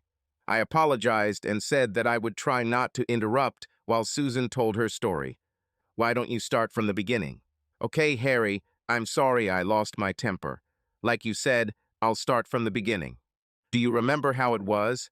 I desperately wanted a child. I recorded temperature charts, calculated the most fertile days, and your friends kept joking that we had been married for 3 years and still had no children. Gary was the worst. He constantly talked about how he succeeded the first time he touched his girlfriend. Then we started taking tests, and my results were fine, but yours showed very low odds. The doctor said it wasn't impossible, but it would take more than just luck. Oh, Harry, when I saw your face, I realized how much it hurt you." "So you want to say that you did it for me?" "Of course not, Harry. Let me continue. Every snide comment they made was a blow to you, and I was afraid that I was becoming too old for children. Now it seems funny because 40-year-old women give birth to their first children, but then I was very worried. Somehow Gary must have sensed the tension between us and started coming to visit when he knew you wouldn't be there. Usually this was due to the fact that he needed to take something from you or borrow a tool. He lingered, talked, and always brought up the topic of our lack of children. He always implied that it was your fault. He said, "Old Harry still can't," and other similar things. He repeated, "Susan, if you want a child, you need a real man. Come to me." Ha, a real man. Too cowardly to even take a tissue test. Anyway, Harry, one day he came again, and it was just before the most fertile period. You know how nervous I was on days like these. I was then reading an article about a girl who got pregnant with turkey baster, using the liquid with her boyfriend's DNA. When he started talking about the same thing again, I asked him directly, "Are you suggesting that I get pregnant from you?" He replied, "Yes, if you allow it." And then I said, "Okay, deal with me," and went upstairs to change clothes. He probably thought he was lucky when I came down in the black lace lingerie you loved. But everything was not as he planned. I stimulated him to get what I needed, but I never had sex with him. And then she said, "Thank you, you can go." He wasn't happy, Harry. He started threatening to tell everyone that he slept with me. I replied that if anything comes out, I will say that he did it without my consent, and you will kill him. I also said that if I get pregnant, he will pay child support. This stopped him. He flew out the door. I kept his sample in the refrigerator, and on the most fertile day, when we were making love as usual and you fell asleep, I went to the bathroom and used a turkey bastard to inject Gary's sample. When I got pregnant, I didn't know what to do, but you seemed so happy, and there was a chance the baby was yours, Harry. I think I wanted him to be yours so badly that I convinced myself of it. When Alex had his accident and they started talking about blood transplants, I realized that if neither of us were a match, you might start asking questions. So I made up a story about a previous marriage so they wouldn't test you. I'm sorry, Harry, I wanted him to be your son, but when push came to shove, I knew the odds were stacked against us. I went to Gary to ask him to take the test, but he refused. Tears began to flow again. I got on my knees and begged him, Harry, begged him to help us. "I know, I saw you." She buried herself in the bed and cried. I reached out my hand, stroked her head, and waited for her to calm down. She raised her head and looked at me. "Let's say I believe you," I said. "That explains Alexa, but what about Maddie and Jacob? Even Gary isn't stupid enough to do it twice, let alone a third time. I paid him £100 at a time, or, if you like, £100 per child. The bastard insisted that I wear sexy lingerie again to turn him on, as he said. But now I have two beautiful children." She looked into my eyes. "I always gave you a head start, Harry. I really wanted them to be yours. They say that a woman looks for lies in her eyes and a man listens to them in his voice. My ears told me that this ridiculous story was true. Well, who would invent such a thing? He's undergoing a procedure now, you know." "Yes, I know. He called me before the operation and asked if I wanted another child before he turned off the taps. He wanted £500 for it. I told him that we already have a fairly large family. I was in a state of shock and didn't know what to do. If all this was true, and I believed it was, then I was the one who broke our marriage vows, and now I would have to make a choice. Either way, someone I loved would be hurt. Well, that's the whole story. I know that what I did was wrong, and that it hurt you greatly. I love you, Harry, and if you can forgive me and come back to us, it will make me and our children very happy. We missed you, and I, of course, missed you in bed. I know I brought this all on myself, and if you don't want to come home, I understand." I just sat there holding my head, feeling enormous pressure, as if my skull was being squeezed from all sides. Finally, I lowered my hands and looked at her. Tears ruined her makeup. She looked so vulnerable and helpless. I didn't know where to start. "Susan," I said, "I'm probably the only man in the world who would believe this story, and it's only because I know you so well that I really believe it. but what I still can't understand is why you did this to Gary. We had already discussed the option of artificial insemination, and you knew that I was not against it. I would give my right hand to give you a child. I know, Harry, but at that time everything was already done. I almost told you then, but you said that the donor had to be someone we didn't know because you couldn't live with the idea that someone you knew might come and lay claim to our child. My God, what a mess, was all I could say. The first thing I have to tell you, Harry, is that although I didn't cheat on you, I know that you cheated on me. Is this with your old friend Sarah? She asked with emphasis on the word friend. Wendy said she was no more than 25. Yes, it's with Sarah. She's 35 and Gary's wife. I pushed you into this myself, Harry. You would never have done this if I hadn't lied to you. Nevertheless, I did it, and now the situation has become much more complicated. More people are involved. Is she really as beautiful as Wendy says?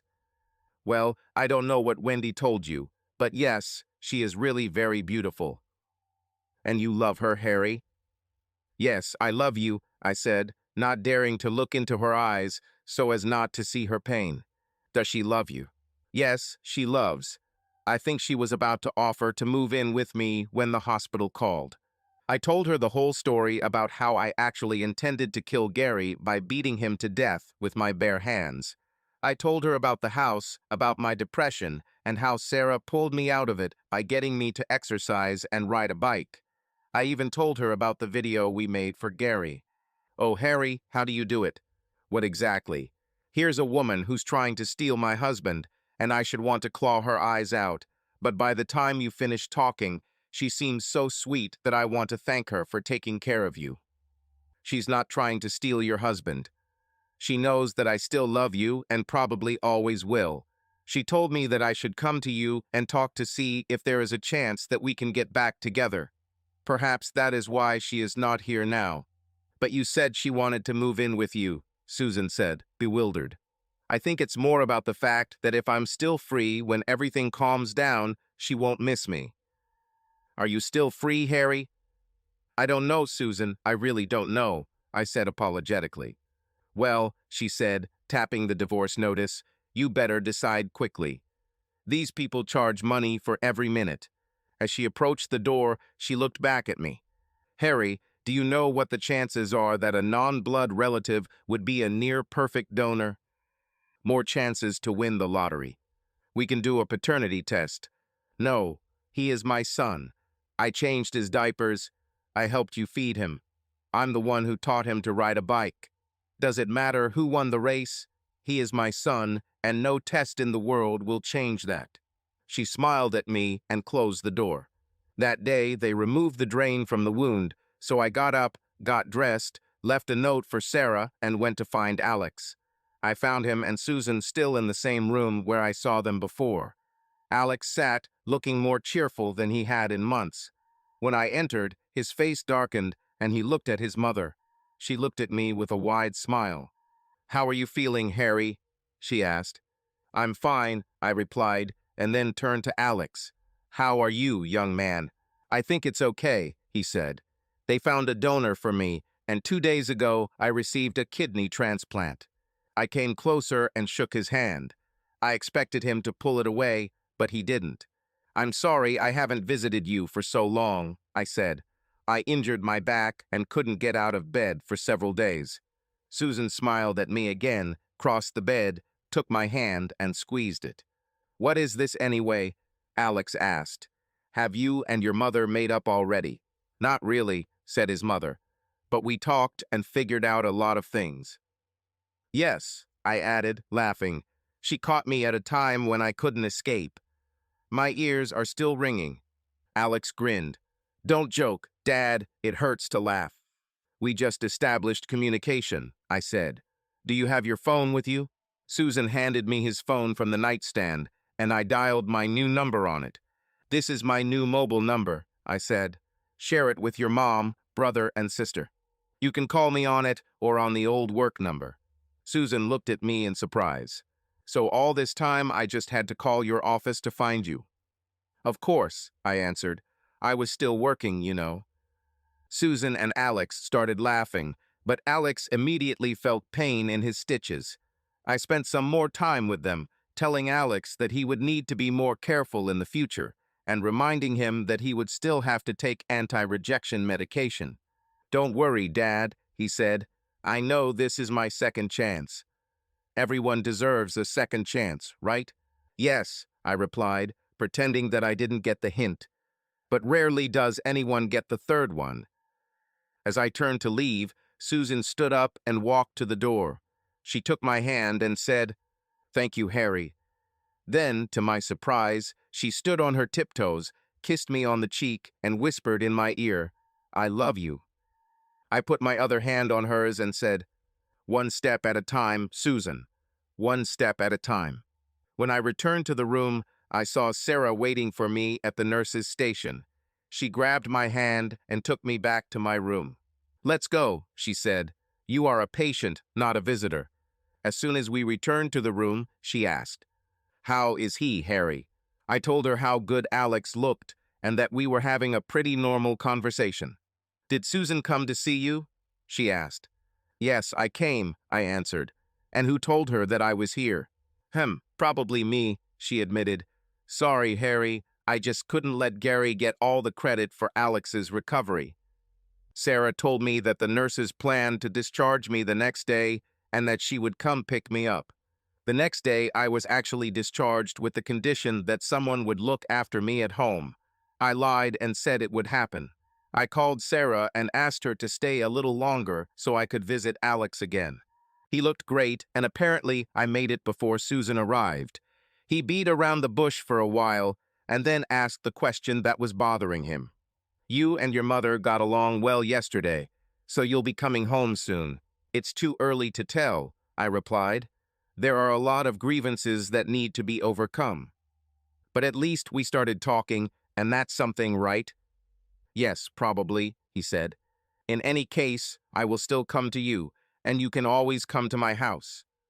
"Will she be there?" he asked. "If you're talking about Sarah, then yes, maybe she'll be there sometimes," I replied. "In that case, I'd better not come," he said. "Listen, Alex," I said, not hiding my irritation, "Sarah is not the reason I left your mother." "No," he answered, "but she might be the reason why you don't come back." I changed the subject and started asking him what he was doing now that he was feeling better. We discussed how he would catch up with the school curriculum. Just as I was about to leave, Susan arrived. "Don't leave for me, Harry," she said. "I didn't mean to," I replied. "They have to pick me up, and I don't want to keep the person waiting." She decided to go out with me. We talked about how I was feeling, Jacob and Maddie. She guessed who would come for me, and when we approached the exit, we saw Sarah through the glass doors. "Is this really the same little gray mouse that was Sarah?" she said. I laughed. "Sorry, but no. You're wrong. Do you want to go out and meet her?" "Well, Harry, I don't think that's the best idea, do you?" I left her at the exit and went to meet Sarah. "Hi, Harry," she said before kissing me. "I borrowed this," she pointed to the black Audi SUV. "I thought it would be easier for you to get in and out in your condition." Over the next week, she looked after me as much as she could. My only disappointment was that she didn't want to risk making love until my stitches were removed. This happened 12 days after the operation. I came for an appointment at the hospital. At the reception, the girl said that the delay was about an hour and asked me to wait. Sarah and I sat next to each other, waiting our turn. After some time, a pretty nurse entered the waiting room and took the patient's history. Sarah stood up and walked towards her. I saw her nod in my direction, and the nurse covered her mouth with her hand to suppress a giggle. Sarah returned and sat down next to him. "Not long left," she said. The nurse returned to the waiting room. "Mr. Anderson," she called. I followed her into the office, where she asked me to lift my shirt and lie on my stomach. While she was removing the stitches, I asked, "Do you know Sarah?" "Who?" she asked again, and then, understanding, added, "Oh, are you talking about the woman you came with?" "No, I haven't seen her before." "Then what did she tell you that was so funny?" "No, nothing special," said the nurse, laughing. She simply said that you were a kidney donor and that you had not made love to her since your operation 12 days ago. Then she added that she was so hot that if we didn't hurry up, she would have to do it with you right in the waiting room. We both laughed, and then the nurse went back to work. She was very professional, and soon I was free. As I walked through the reception area, I took Sarah's hand. "Let's go," I said. "We have business to settle." We hurried to the car and headed home. We skipped lunch that day, and it wasn't until mid-afternoon that I asked if she was going to pick up the kids from school. "Mom will pick it up," she said. "I'm with you until 6 in the evening." "Well," I said, pulling her in for a kiss, "then we better make the most of this time." We were infatuated with each other when the phone rang. I picked up the phone. "Hello, this is Harry Anderson. I can't believe all I had to do was do this to find you." "Hi, Susan," I said. "How can I help?" "Alex is coming home tomorrow," she said. "We'll throw a party to celebrate his return." "This is wonderful." "NNN. Wonderful," I said. "Are you hurt, Harry?" "No," I replied. "Just a little awkward," I said. "I hope it's not too awkward," she said. "I was hoping you would come." "Oh, I think it's very likely," I said. "Are you sure you're okay?" she asked. "I can come if you need help." "No, I can handle it." I squeezed out. "What time do you want me to arrive?" "Come at 4 if you can," said Susan. "I think it might be earlier." "Whatever you say, Harry. See you tomorrow. Bye." I said goodbye and hung up. "You," I said, "are a very naughty girl." "Are you going to punish me, sir?" she asked, a smile spreading across her face. We spent the rest of the day playing with pain and pleasure, walking the fine line between the two, until she left me for the day. When I arrived at the party, I immediately realized that I should not have come. My mom was there, as well as Susan's mom and her stepdad, and my brother Bob and his wife Wendy. In short, all those people who wanted me to come home or knew the reason why I didn't. Susan was delighted with my arrival and greeted me with a kiss on the lips. She was followed by Jacob and Maddie, who ran up and hugged me. Even Alex came out to greet me. There were friends, neighbors, and friends of the children. Susan really did her best. She prepared, as usual, plenty of food. She even bought a case of my favorite beer. Susan brought me a beer, and I tried to surround myself with people who weren't my family. "Are you going to avoid your mother all evening?" Finally, my mother was able to catch me. "I'm sorry, Mom. I know I've been neglecting you for the last 6 months or so. The thing is, it wasn't you that I was trying to avoid, but the lecture that I think I'm about to hear. If you think I'm going to tell you to stop acting like a spoiled child, you're right," she said. My mother thought Susan was the best thing that ever happened to me, and for 17 years I would agree with her. I couldn't tell her why I had doubts now. If she knew the whole story, she would demand paternity tests, and if they showed that the children were not mine, she would turn away from them. The children would never understand why Grandma didn't want to see them anymore. "What does this new woman have that makes you leave your wife and children?" she asked. "This new woman, as you call her, was a result of my problems with Susan, not the cause of them. If it weren't for her, you might now be talking to me through prison bars. If you want to blame someone, blame me or Susan, but leave Sarah alone. Unfortunately, Mom, you're doing what you always do, making judgments without knowing the whole story. What should I do if no one tells me anything? You don't tell me anything, and all Susan says is that it's all her fault. Maybe no one is telling you anything because, frankly, Mom, it's none of your business. My son leaves his wife and my grandchildren," she began to raise her voice, "and tells me that this is none of my business, HM. Susan came and saved me. She wants what's best," she said, leading me to the children. "I know," I said. "Everyone thinks I'm a scoundrel because I don't tell you what our problems are, and if I don't tell you, they can't believe that it's not my fault. But if I tell them, it will greatly affect the children. God, Susan, this is killing me. I regret that I came." I grabbed another beer and went out into the garden with the kids. Alex, who saw and heard everything, even looked at me with sympathy. I sat with them and talked about school and their friends. Maddie even asked about Sarah. Bob and Wendy came out to talk to me. "Well," said Bob, "Wendy told me that you had changed, but if she hadn't told me, I wouldn't have recognized you." "What happened to my nerdy brother?" "He met a woman who saw him as more than just a nerd," I answered. "She did a great job," Bob said, and then, a little awkwardly, he added, "You're right when you told Mum it's none of our business, but you have to understand, Harry, we only want to help, and we can't do that if we don't know what the problem is." "I understand," I said. "I would gladly tell everything, if only so that people would stop considering me the devil incarnate. But if I do, everything will change forever, and I'm not ready for that. I'd rather walk on cloven hooves." He smiled and simply said, "You know where to find us, Harry. Don't get lost." Sometimes it's surprising where support comes from. Susan's mother, Elaine, never thought I was right for her daughter. She wanted Susan to marry some social worker who was supposedly destined for great things. Now he was in charge of the child protection department. Elaine didn't care that I made twice as much as this social worker. I was an engineer and therefore not worthy of her daughter. John was Susan's stepfather. Her father died young. While Elaine didn't even acknowledge my existence, John came and sat opposite me in the garden. "She's not a bad person, Harry. She's just weak sometimes, but she's not bad." "Who are we talking about, John?"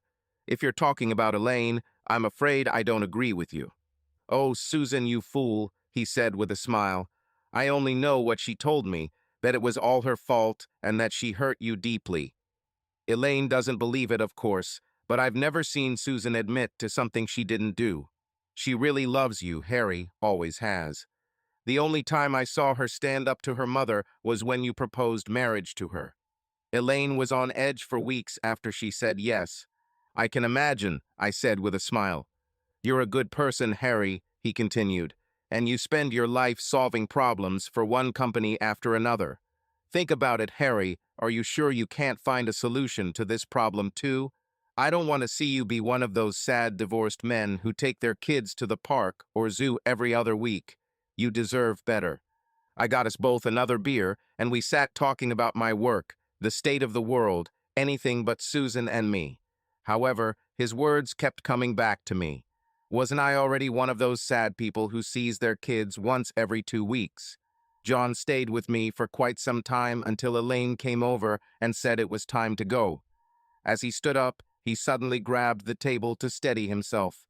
"God, Harry, how strong this beer is," he said, referring to beer. I looked at the label. 6.6% alcohol, I said. "Oh my God, we drank 3 or 4 bottles." "That's it, Elaine, dear, you'll be driving today," he said and handed her the keys. He winked at me as they left. John's words kept running through my head. I saw the men he was talking about at the park, the zoo, or McDonald's, desperately trying to find something interesting to do to keep their children occupied in the few short hours they saw them. Just the thought of it made me reach for another bottle of beer, and then another. By the time the rest of the guests had left, Maddie told Susan that she thought Dad was sick because he was talking kind of weird. Susan came out and helped me get up and walk home. I sat on the couch and just let the world pass me by. She put Maddie and Jacob to bed, and then even Alex went to his room, leaving the two of us alone. "It's time for me to go," I said. "Harry, you can't go in this state." "Stay here," she said. "No, I'll call a taxi," I answered. It's 10:30 on a Friday evening. All taxis are busy in the city center, transporting clubbers and drinkers. No one will travel that far to take you to the other side of town. Stay here for the night. It's your home after all. "Okay, just bring me a blanket and a pillow. I'll sleep on the couch," I said. "Nothing of the sort," she replied. "I've been holding space in bed for you for the last 6 months, and you won't let it go to waste." Susan supported me on my left side and the staircase railing on my right as I reached the bedroom. I was awakened by the sound of voices outside the bedroom door. The door slowly opened and Jacob and Maddie walked into the room. Maddie was carrying a tray with 2 cups of coffee and a plate full of Marmite toast. "Breakfast," she said. "Thank you very much," I replied. "Did you do it all yourself?" "Yes," Maddie said. Alex said your car is still here and that if we're good, you'll stay with us today. Will you stay, Dad? Will you stay with us today? I don't know, because today is not my turn, so it's probably better to ask your mother. Susan was still lying under the sheet, pulled up to her neck. Your dad can stay with us as long as he wants, she said. When the children left the room, I took a cup of coffee, looked at Susan and asked, "And how often does this happen here these days?" "About as often as I wake up naked," she said. "I have to say, Harry, even when you're drunk, you're doing pretty well."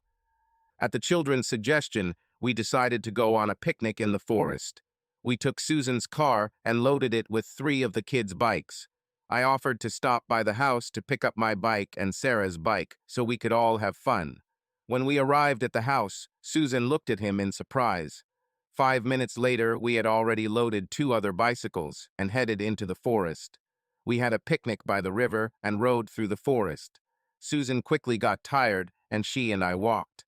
When she saw Alex rushing down the hill, maneuvering through the trees, she screamed in horror. I dropped the bike and ran to hug her. "He needs to be more careful now, Harry, and so do you," she sobbed. "We can't wrap it in cotton wool," I told her. "He's a teenager, and we have to let him be a teenager." I took her back to the car and sat with her until she calmed down. We all had a good time and went home with 3 tired kids.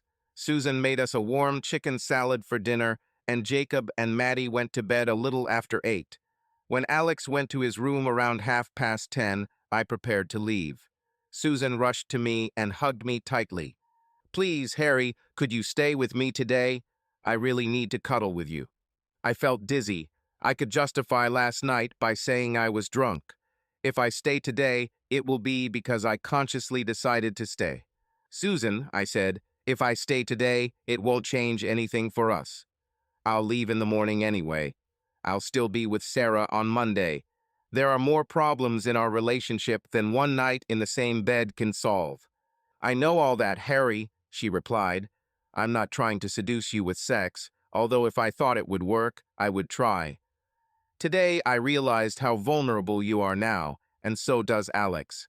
I may not have time to play the long game and hope that you will come back to me. I just want one more night, Harry, because I don't know if it could be the last." I put my arm around her, and as we walked towards the stairs and then into the bedroom, I reminded her of everything the doctors had told us about being able to lead a full, active life, and assured her that I intended to make the most of the pension plan in which I invest money. Once we were in the bedroom, Susan became a completely different person. A few seconds later, we were already making love. In the morning, "Thank you for staying, Harry," she said. "It was wonderful, wasn't it?" "Yes, Susan, it was really wonderful. But I don't know what I'll tell Sarah now. Harry, we're still husband and wife. What happens between us is no one's business." I suddenly felt very irritated. "There you go again, Susan," I said, trying to keep everything a secret. "Haven't you learned anything in the last 6 months?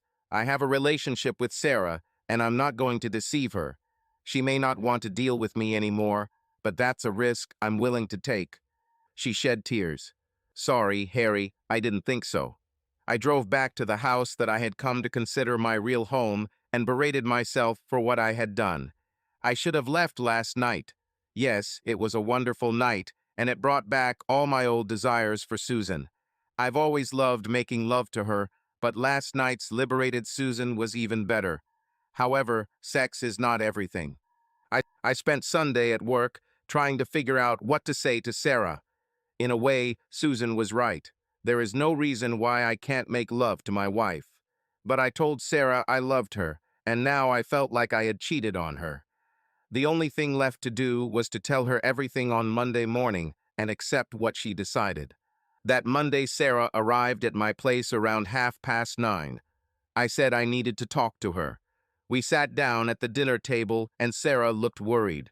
"I have to tell you," I began, "I slept with Susan on Friday and Saturday. I was drunk on Friday, but I have no excuse for Saturday." She sat looking at me for a few minutes and then said, "Is that all? You slept with your wife, so what? Aren't you angry?" Harry, I already told you that I accept the fact that you will probably always love Susan. This means that from time to time you will want to make love to her.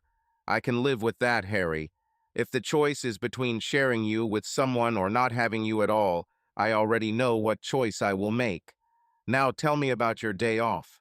I told her about the party and the conversations I had with my mother and brother. Told her about Susan's mother and the conversation with John, her stepfather. That's why you got drunk? She asked. I nodded. Well, I'm not surprised, Harry.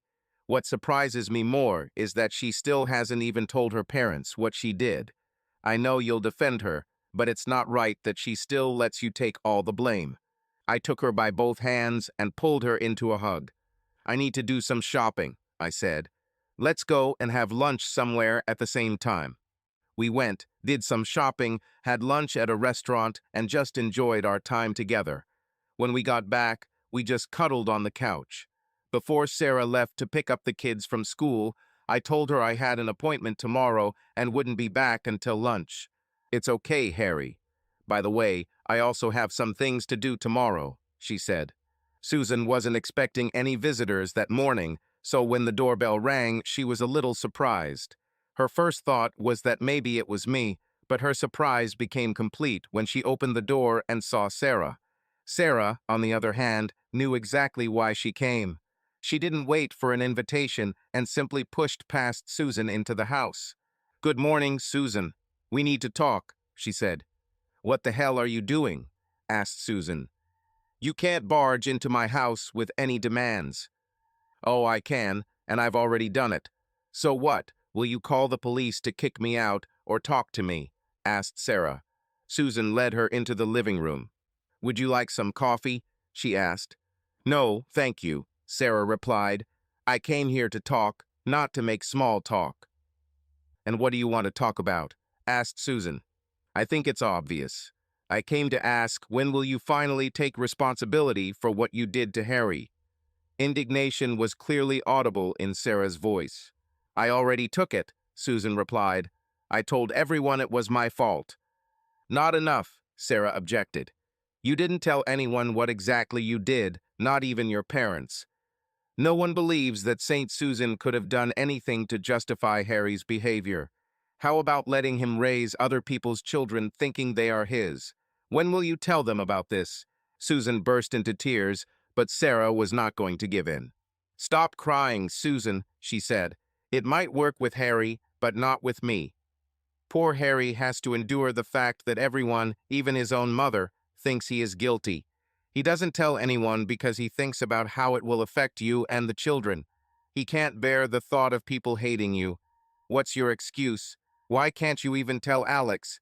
He thinks I'm the reason Harry didn't come back to you, but we both know it's because of what you did."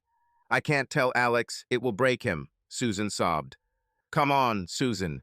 You don't tell him because he might start treating you the same way he now treats his father." "Yes, I still call Harry his father because, in Harry's opinion, he always has been. But everyone will hate me," said Susan. "Isn't that better than letting them hate Harry for something that isn't his fault?"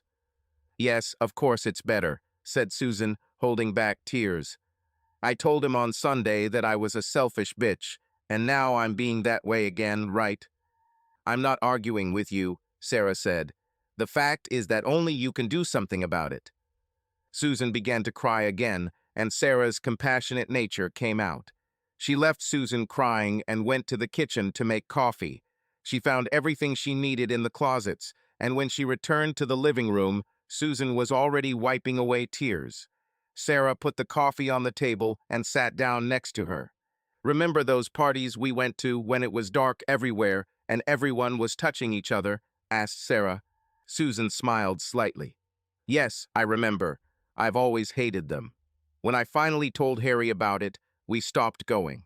"I was always so jealous of you back then," Sarah said. "You were smart, attractive, and everyone loved you. And what's worse, you had the only decent man in the whole company." "My mother would disagree with you on this point," Susan said, taking a sip of her coffee. "Then your mother is a fool," Sarah replied. "Not only an idiot, but also a terrible snob," Susan added. she still hasn't forgiven Harry for being born in a working-class area.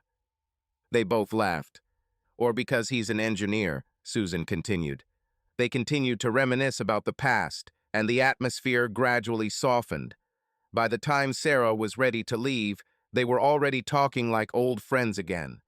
At the door, Sarah turned around and said, "Susan, do you really love Harry?" "I can't imagine my life without him," Susan answered. "Then you know what you need to do," Sarah said and left. I was sitting in the waiting room of Gordon McCurry, Sarah's father. He made me wait 20 minutes. When the secretary said that he was ready to see me, I couldn't help but feel nervous. I entered his office and saw a man of average height, slightly overweight, about 50 or 60 years old. He had blue eyes and thick gray hair. His handshake was like a grip of steel. "Good afternoon, Mr. Anderson," he said, looking at my business card lying on the table. "Since I have no interest in telecommunications or manufacturing, I guess it's not a matter of business." "No, sir, this is not for business. I came to talk about your daughter, Sarah," I replied. "Oh, my daughter," he said with a wide smile. "If you came to ask for her hand in marriage, then you are 16 years too late." "No, sir, that's not what I'm after. Do you realize how unhappy her marriage is?" I asked. "She made her choice, Mr. Anderson, and now she must live with him." "But she didn't do it, did she, sir? It was you who insisted that she marry that scoundrel Gary Dawson, threatening her that if she gave birth to a child out of wedlock, she would not receive your support and communication. Well, judging by your precise description, you know my son-in-law well, Mr. Anderson. But what you and I think about him doesn't matter. Having children out of wedlock is a sin in my church. And what does your church say about keeping a young woman in a loveless marriage for 16 years? I asked. His face turned red with anger, but he still answered. "You're getting very close to the edge, Mr. Anderson. I can destroy you at any moment." "No, you can't," I said. "You yourself said that you have no interest in the areas in which I work. Plus, I'm damn good at what I do. My clients will quickly tire of paying twice as much for a solution that is twice as bad. Okay, Mr. Anderson, what do you want from me?" "I want you to support Sarah as she divorces Gary Dawson and gets back on her feet," I said. "No way," he growled. "My grandchildren need a father." "Why now?" I objected. "They didn't have a father for all these 16 years. Gary wasn't their father, he just lived with them as a guest. Ask them about him, his tastes and preferences. They don't know because he never talks to them. Yes, they need a father, but I'm sure she'll find someone better than Gary. Look, I'm offering you the opportunity to rebuild your relationship with your daughter, because if you don't support her, I will. Maybe not on the same level as you, but I will help her get a divorce and finish her education so she can support herself." "You're starting to annoy me, Mr. Anderson," he growled. "I think it's time for you to leave. When I need your opinion on family matters, I will ask you." He pressed a button on the table. "Mr. Anderson is leaving Jennifer. Please see him out." I stood up to go to the door, but stopped briefly. "Will it change anything if I say that your son-in-law ruined my happy 17-year marriage with his infidelity?" "Is this your marriage, Mr. Anderson?" he asked. "Yes, sir." "In that case, you have my sympathy," he replied. Jennifer came in and walked me to the exit. When we reached the door, McCurry called out to me.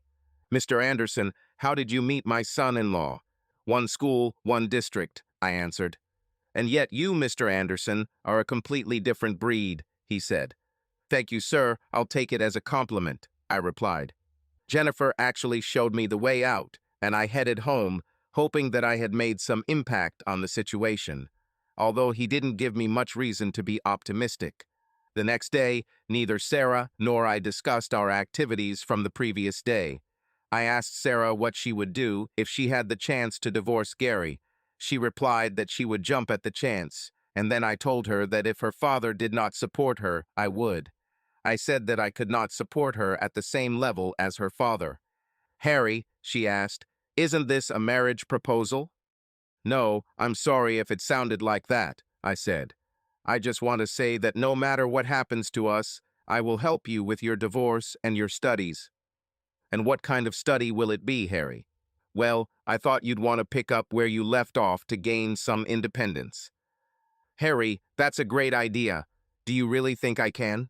I'm sure you can, I replied. Harry, you are so good for me, she said and kissed me. This weekend, it was my turn to pick up the kids, so I picked them up as usual, and as usual, Alex decided not to go. I won't lie, it hurt me, but it had to be his decision.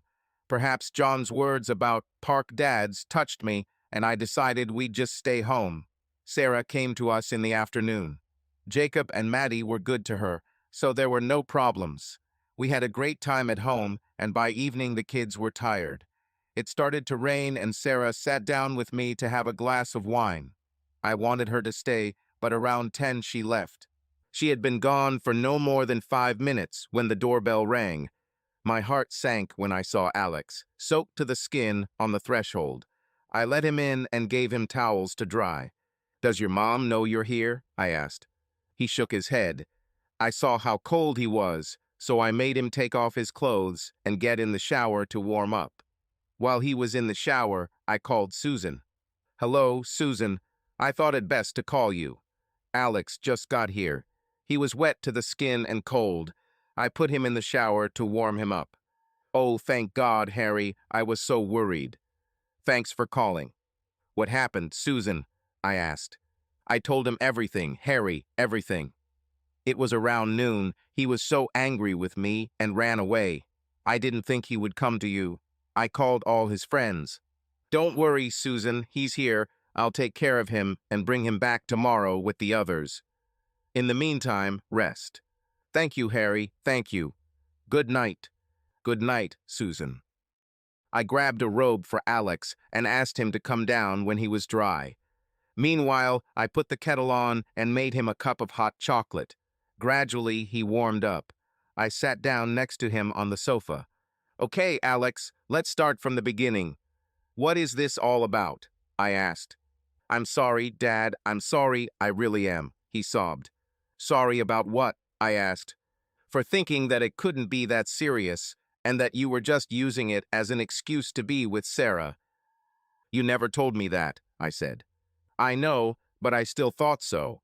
I just couldn't understand why you couldn't give your mom another chance, but she ruined your life, Dad. I mean, you might not even be my father. Anyone else would be long gone, but you're still here. Let's no longer talk about the fact that I'm not your father. What other father did you know? I asked. Only you, and I was such a bastard towards you. And then you go and give me your kidney. I don't deserve this. He sobbed, his fingers tracing the scar on my back. It's your bad back in the hospital, isn't it? Why did you hide this from me? I did this because I love you.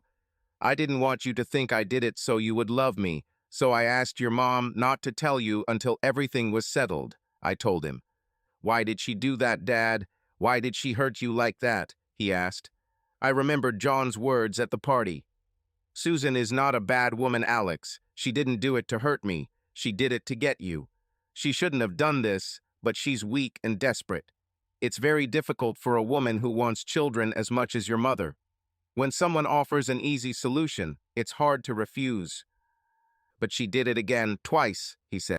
We talked about the situation, and he calmed down. I finally put him to bed, put his clothes in the dryer, and went to bed myself. Sleep didn't come easily. I couldn't understand why Susan suddenly decided to tell him everything.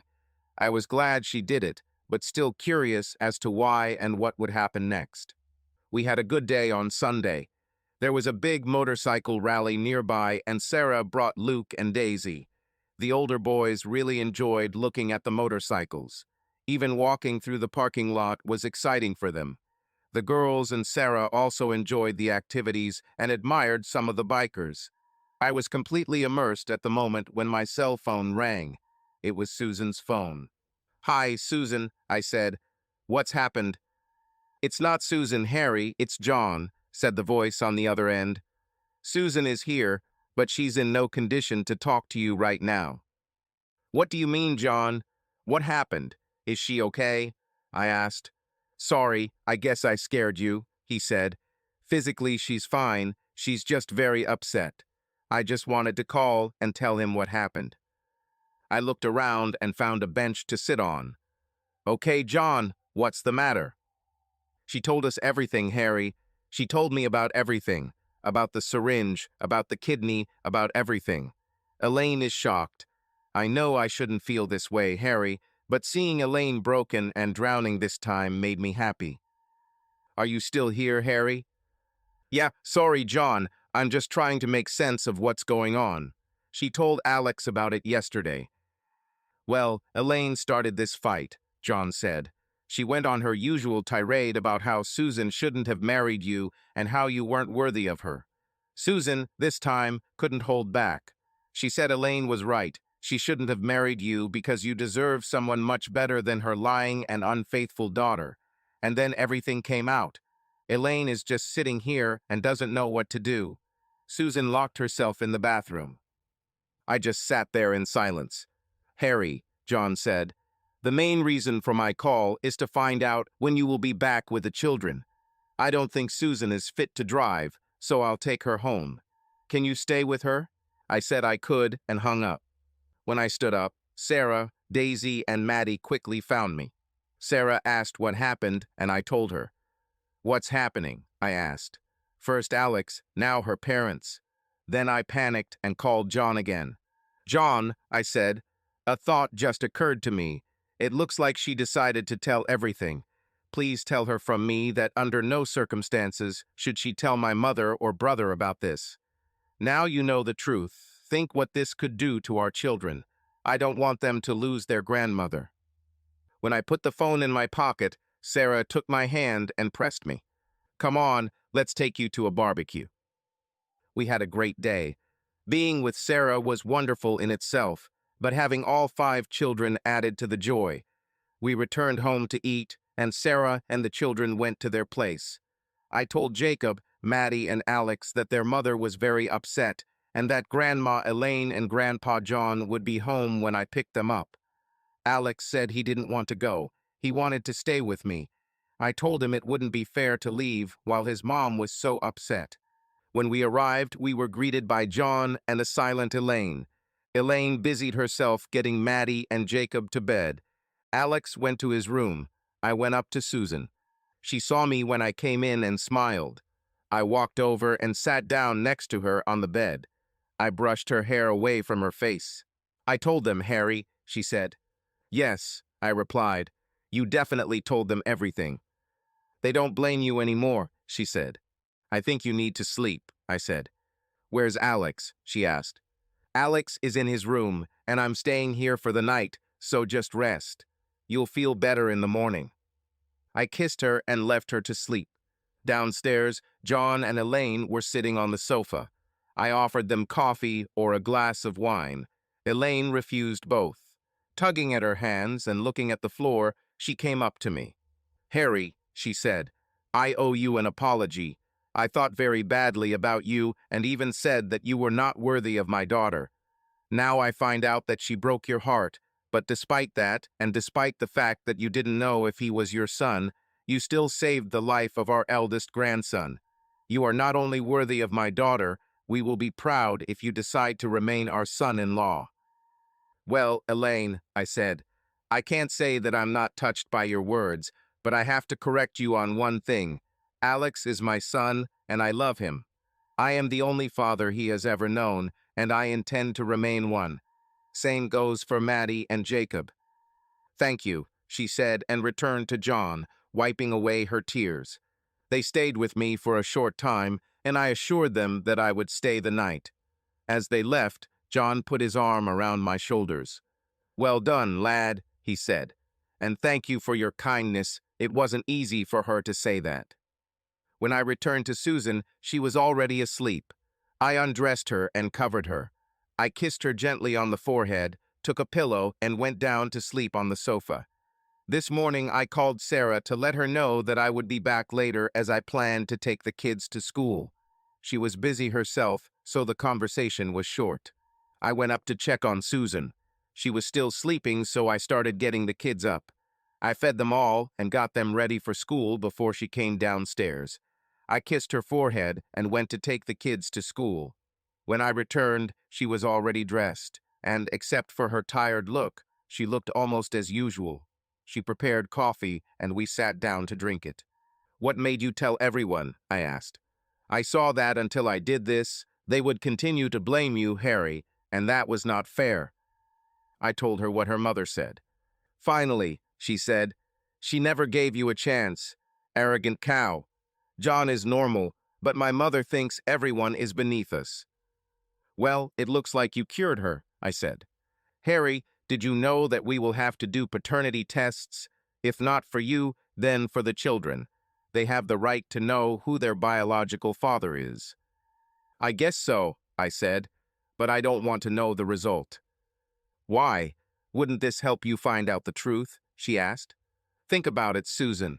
What if one of them is mine and the others are his? Where does that leave me? I'd like to think that it won't change anything and that I'll love them all equally, but I can't guarantee that. What about you? Can you treat everyone the same?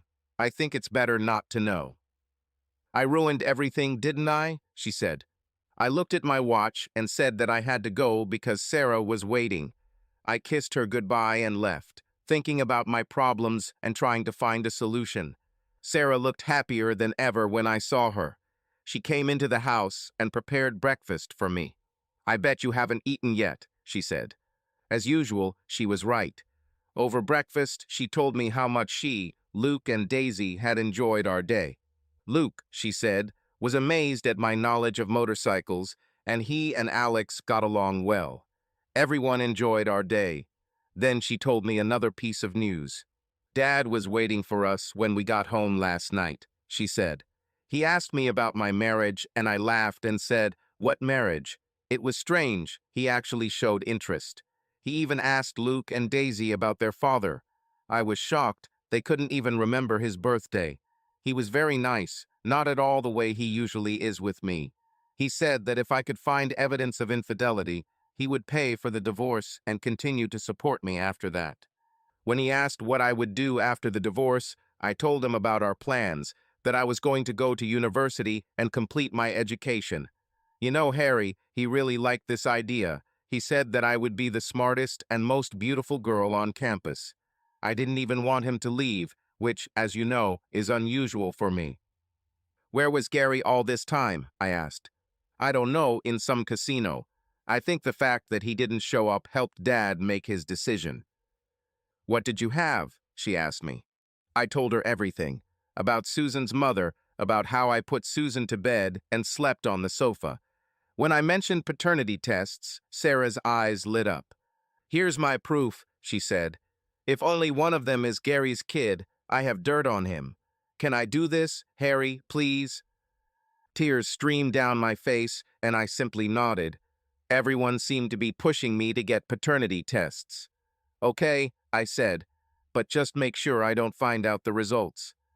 She looked at me and, seeing my condition, pressed me to her chest. I think at that moment I made a decision. "Sorry, Sarah," I said, "but I can't do this anymore. I can't be a weekend dad anymore. They need me. I have to go back." "Are you serious, Harry? Are you really going back to Susan?" she asked. "I'm going back to my children," I said.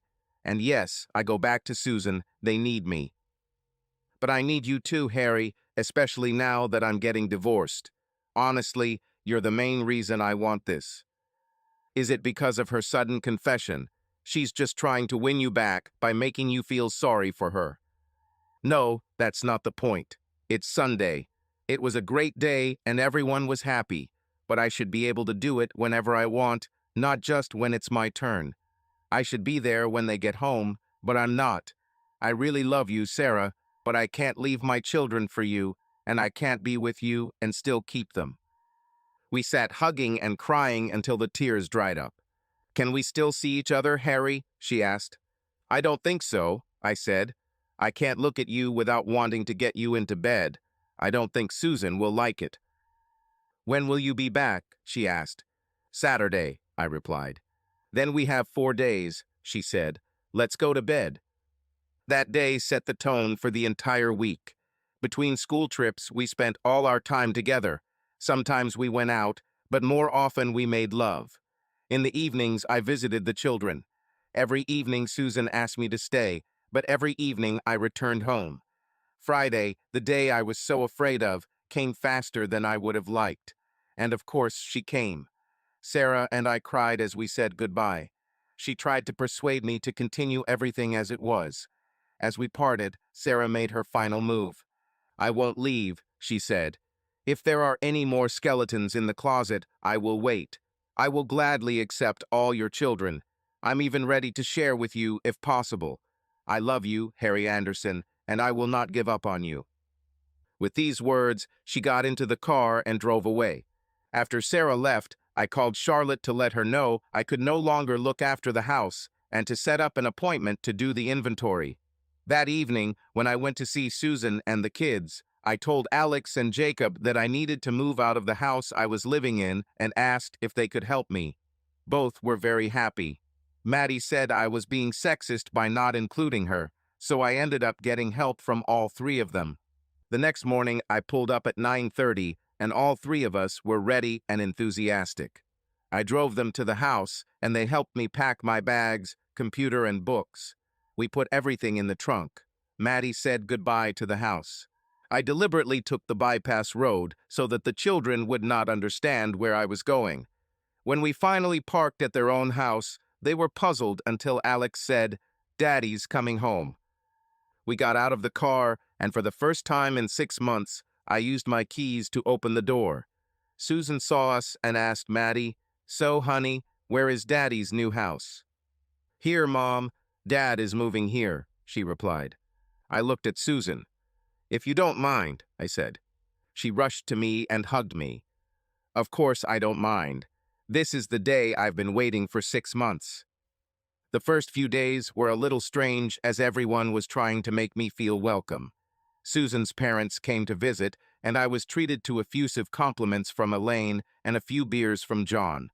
When things calmed down a bit, I decided that I wanted to work on a project with the boys. One of my clients bought a farm and discovered a 1964 Velocette Venom Clubman motorcycle in the barn. He was in a terrible state, but he said that he was mine if I wanted him. When it arrived and I told everyone we would be restoring it, the boys were delighted. Susan didn't particularly like motorcycles, but she played along and told Maddie that her job was to photograph the process. This project was a great way to bond with Alex. Jacob also participated, but quickly lost interest. When Sarah called to ask to bring the children for paternity tests, Susan answered the call. Everything could be done at home, but the laboratory required identification. Susan took all three of them away with their documents. My life with Susan was going well, and our sex life couldn't have been better, but I still couldn't get Sarah out of my head. I started going to the same gym at the same time as before, hoping to see her in her short shorts. I worked hard, hoping it would push her out of my thoughts, but as soon as I let my mind wander, she would appear again. I began to lose my appetite, and my sleep became very restless. I started losing weight. It was around this time that I began to notice changes in Susan. She started going to the gym with me and also started losing weight. She got a new haircut and changed her makeup. She began to dress differently, younger, sexier. She started going out more, and some of the purchases on her credit card were from London shops. If it weren't for the fact that our sex life was so good, I would have suspected that she was having an affair. But since everything was going so well, I didn't even ask her about it. Everything lost meaning when I felt empty inside. It's been almost 2 months since I left Sarah and returned home. I thought it would get easier over time, but everything remained just as hard as before. One of my clients got tickets to the Superbike World Championship in Donington. I took Alex and Sarah's son Luke with me, but when I arrived to pick up Luke, I had to wait in the car. I didn't trust myself to even be in the same room with her. When we returned, Susan had a surprise for me. "I invited Sarah to dinner on Friday night," she said. "She needs to discuss something with you." I was a little worried. "You just want to see how long I can go without looking at her," I said. Her answer surprised me. "I don't care if you take her upstairs and sleep with her, as long as you don't leave me again." The week flew by quickly, and then Friday arrived. The children chose to have dinner at the usual time, 6 o'clock. Susan changed for dinner, and I couldn't believe my eyes. She came down wearing a dark red satin dress with a plunging neckline that showed off her breasts and a flowing skirt. As I ran my hand over her back, I noticed something unusual. "What, are you without underwear?" I asked. "Yes," she replied. "It ruins the fit of the dress." Alex was just about to leave when the doorbell rang. He opened it and saw Sarah. "Hi, Alex," she said. "How are you?" "Very good, thank you," Alex replied. "I was just about to leave, but please come in. Dad is waiting for you." I rose to meet her. She smiled her big smile. "Hey, Harry, did you miss me?" "Every minute," I replied. Susan called from the kitchen. I helped Sarah take off her coat and looked at her. She wore a silver satin dress with a low neckline that reached almost to her navel. I looked at her and could have sworn that her breasts had gotten bigger. When I looked below, I noticed a small belly. "Yes, Harry, you need to talk to your ammunition supplier. Looks like someone slipped you real bullets among the blanks," she said with a smile and placed my hand on her stomach. "How much time?" I asked. "About 3 months," she replied. Susan came out of the kitchen. "I see you've already heard the news, Harry, haven't you? This is wonderful," she said. "Yes, that's great," I said. "But how is this possible?" "My doctor says a lot has changed in the last 15 years, Harry," Sarah said with a smile. "I'm going to give birth to your baby. Are you happy, Harry? I know I'm happy." "Let's talk about this after dinner," Susan suggested, setting the dishes on the table. Susan outdid herself by preparing 3 courses of culinary masterpieces for us. We talked about my work, Susan's new look, and even the motorcycle restoration project. When it came to coffee, Sarah told me another piece of news. The house I lived in for those 6 months is now up for sale. It turned out that the family that owned it stayed abroad for a long time and decided to sell it rather than maintain it. The expected price was around £450,000. Susan immediately wanted to buy it and asked if we could afford it. I knew it would be hard, but if we sold our current home, it would be possible, and I agreed to look into it. The conversation then turned to Sarah's pregnancy. "You're glad about this, aren't you, Harry?" she asked. "Yes, I am very happy, but you must understand that this complicates an already difficult situation. Honestly, it's hard for me to cope with what's already happening. Now I have a strong desire to take you to bed," I said. I looked at Susan for a reaction, but saw nothing. "I'm not sure I can handle meeting you regularly, and even worse, I'll be a father again only for the weekend." It seemed like I was the only one who cared. Susan and Sarah looked at each other, and this time it was Susan who spoke. "We think you're approaching this problem from the wrong angle, Harry. You're trying to exclude Sarah from our marriage, and look where it gets you. When you and I are alone, everything is as beautiful as always. In fact, even better, because I now enjoy the way you please me, just as you always enjoyed pleasing me. However, I know that when I'm not around you are unhappy. I saw tears in your eyes. I see how you try to occupy your life with something to avoid thinking about Sarah. We think that instead of kicking her out of your life, you should lock her inside." I couldn't believe my ears. Was she really offering what would be a dream for many men? I sat silently for a while. "Are you seriously suggesting?" "Buy a bigger bed," Susan said, interrupting me. "Of course, if you need a bigger bed, then the house needs to be bigger, especially if Sarah and her children are going to live with us." Sarah looked at me expectantly. "What do you think, Harry? Would you like me to become your second wife? I know this will raise a lot of questions, but we can work through it. If you can handle my father, you can handle anyone." "Oh," I said, "so you know about it." "Are you kidding? He can't stop talking about you."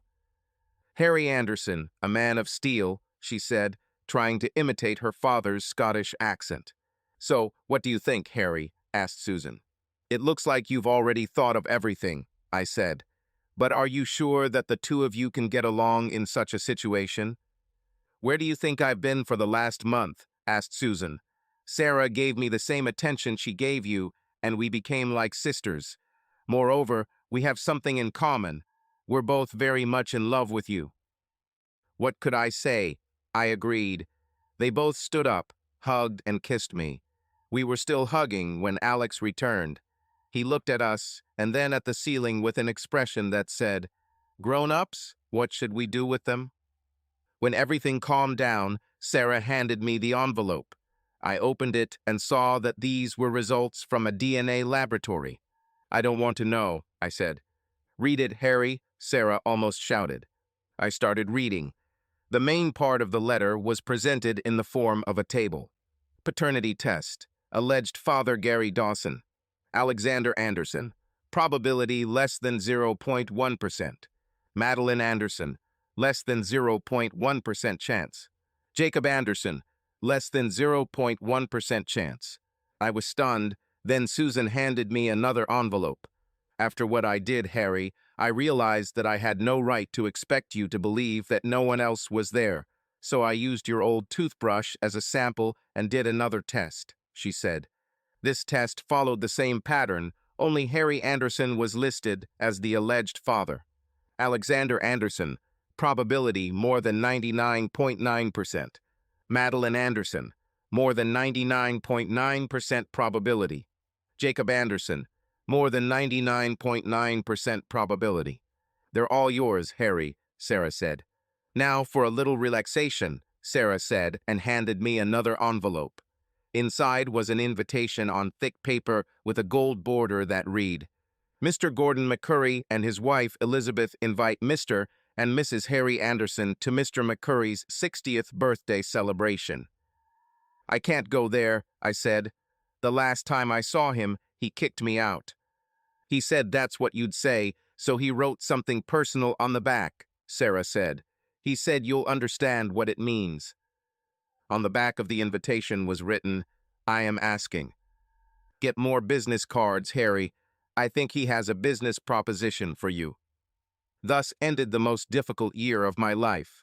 Sarah's father actually proposed to me, and we are about to open our own business and its services consulting company. My two wives, as I now think of them, live with me and our families in the large house in which I lived during the separation. Luke has joined Alex and I in restoring the bike, and we hope to have it on display by August. Gary didn't contest the divorce, so he never found out that all our evidence was a bluff. I would like to tell what happened to him, but to be honest, I don't care so much that I don't even want to find out. Armed with evidence, Susan told my mother everything that had happened. Mom somehow accepted it because her grandchildren are still her grandchildren. John and Elaine still visit us. John says, "I always knew you would find a solution." Of course, the truth is that I didn't find anything. The real surprise was Elaine. She continues to treat me well and calls our situation avant-garde. If I were a vengeful person, I would say that my revenge has taken place. Not only did I sleep with Gary's wife, I got her pregnant. I took his family and deprived him of his livelihood. However, I am not a vindictive person, and all I see is that if none of this had happened, I would not have Sarah in my life, and I would not be looking forward to the birth of our daughter, another child who will call me Daddy. And the word dad is perhaps the best word in the English language. Subscribe to our channel so that your love doesn't cheat on you, and go ahead and listen to the next story, because this story is nothing compared to the next one. If you're under 18, don't even think click to the next one.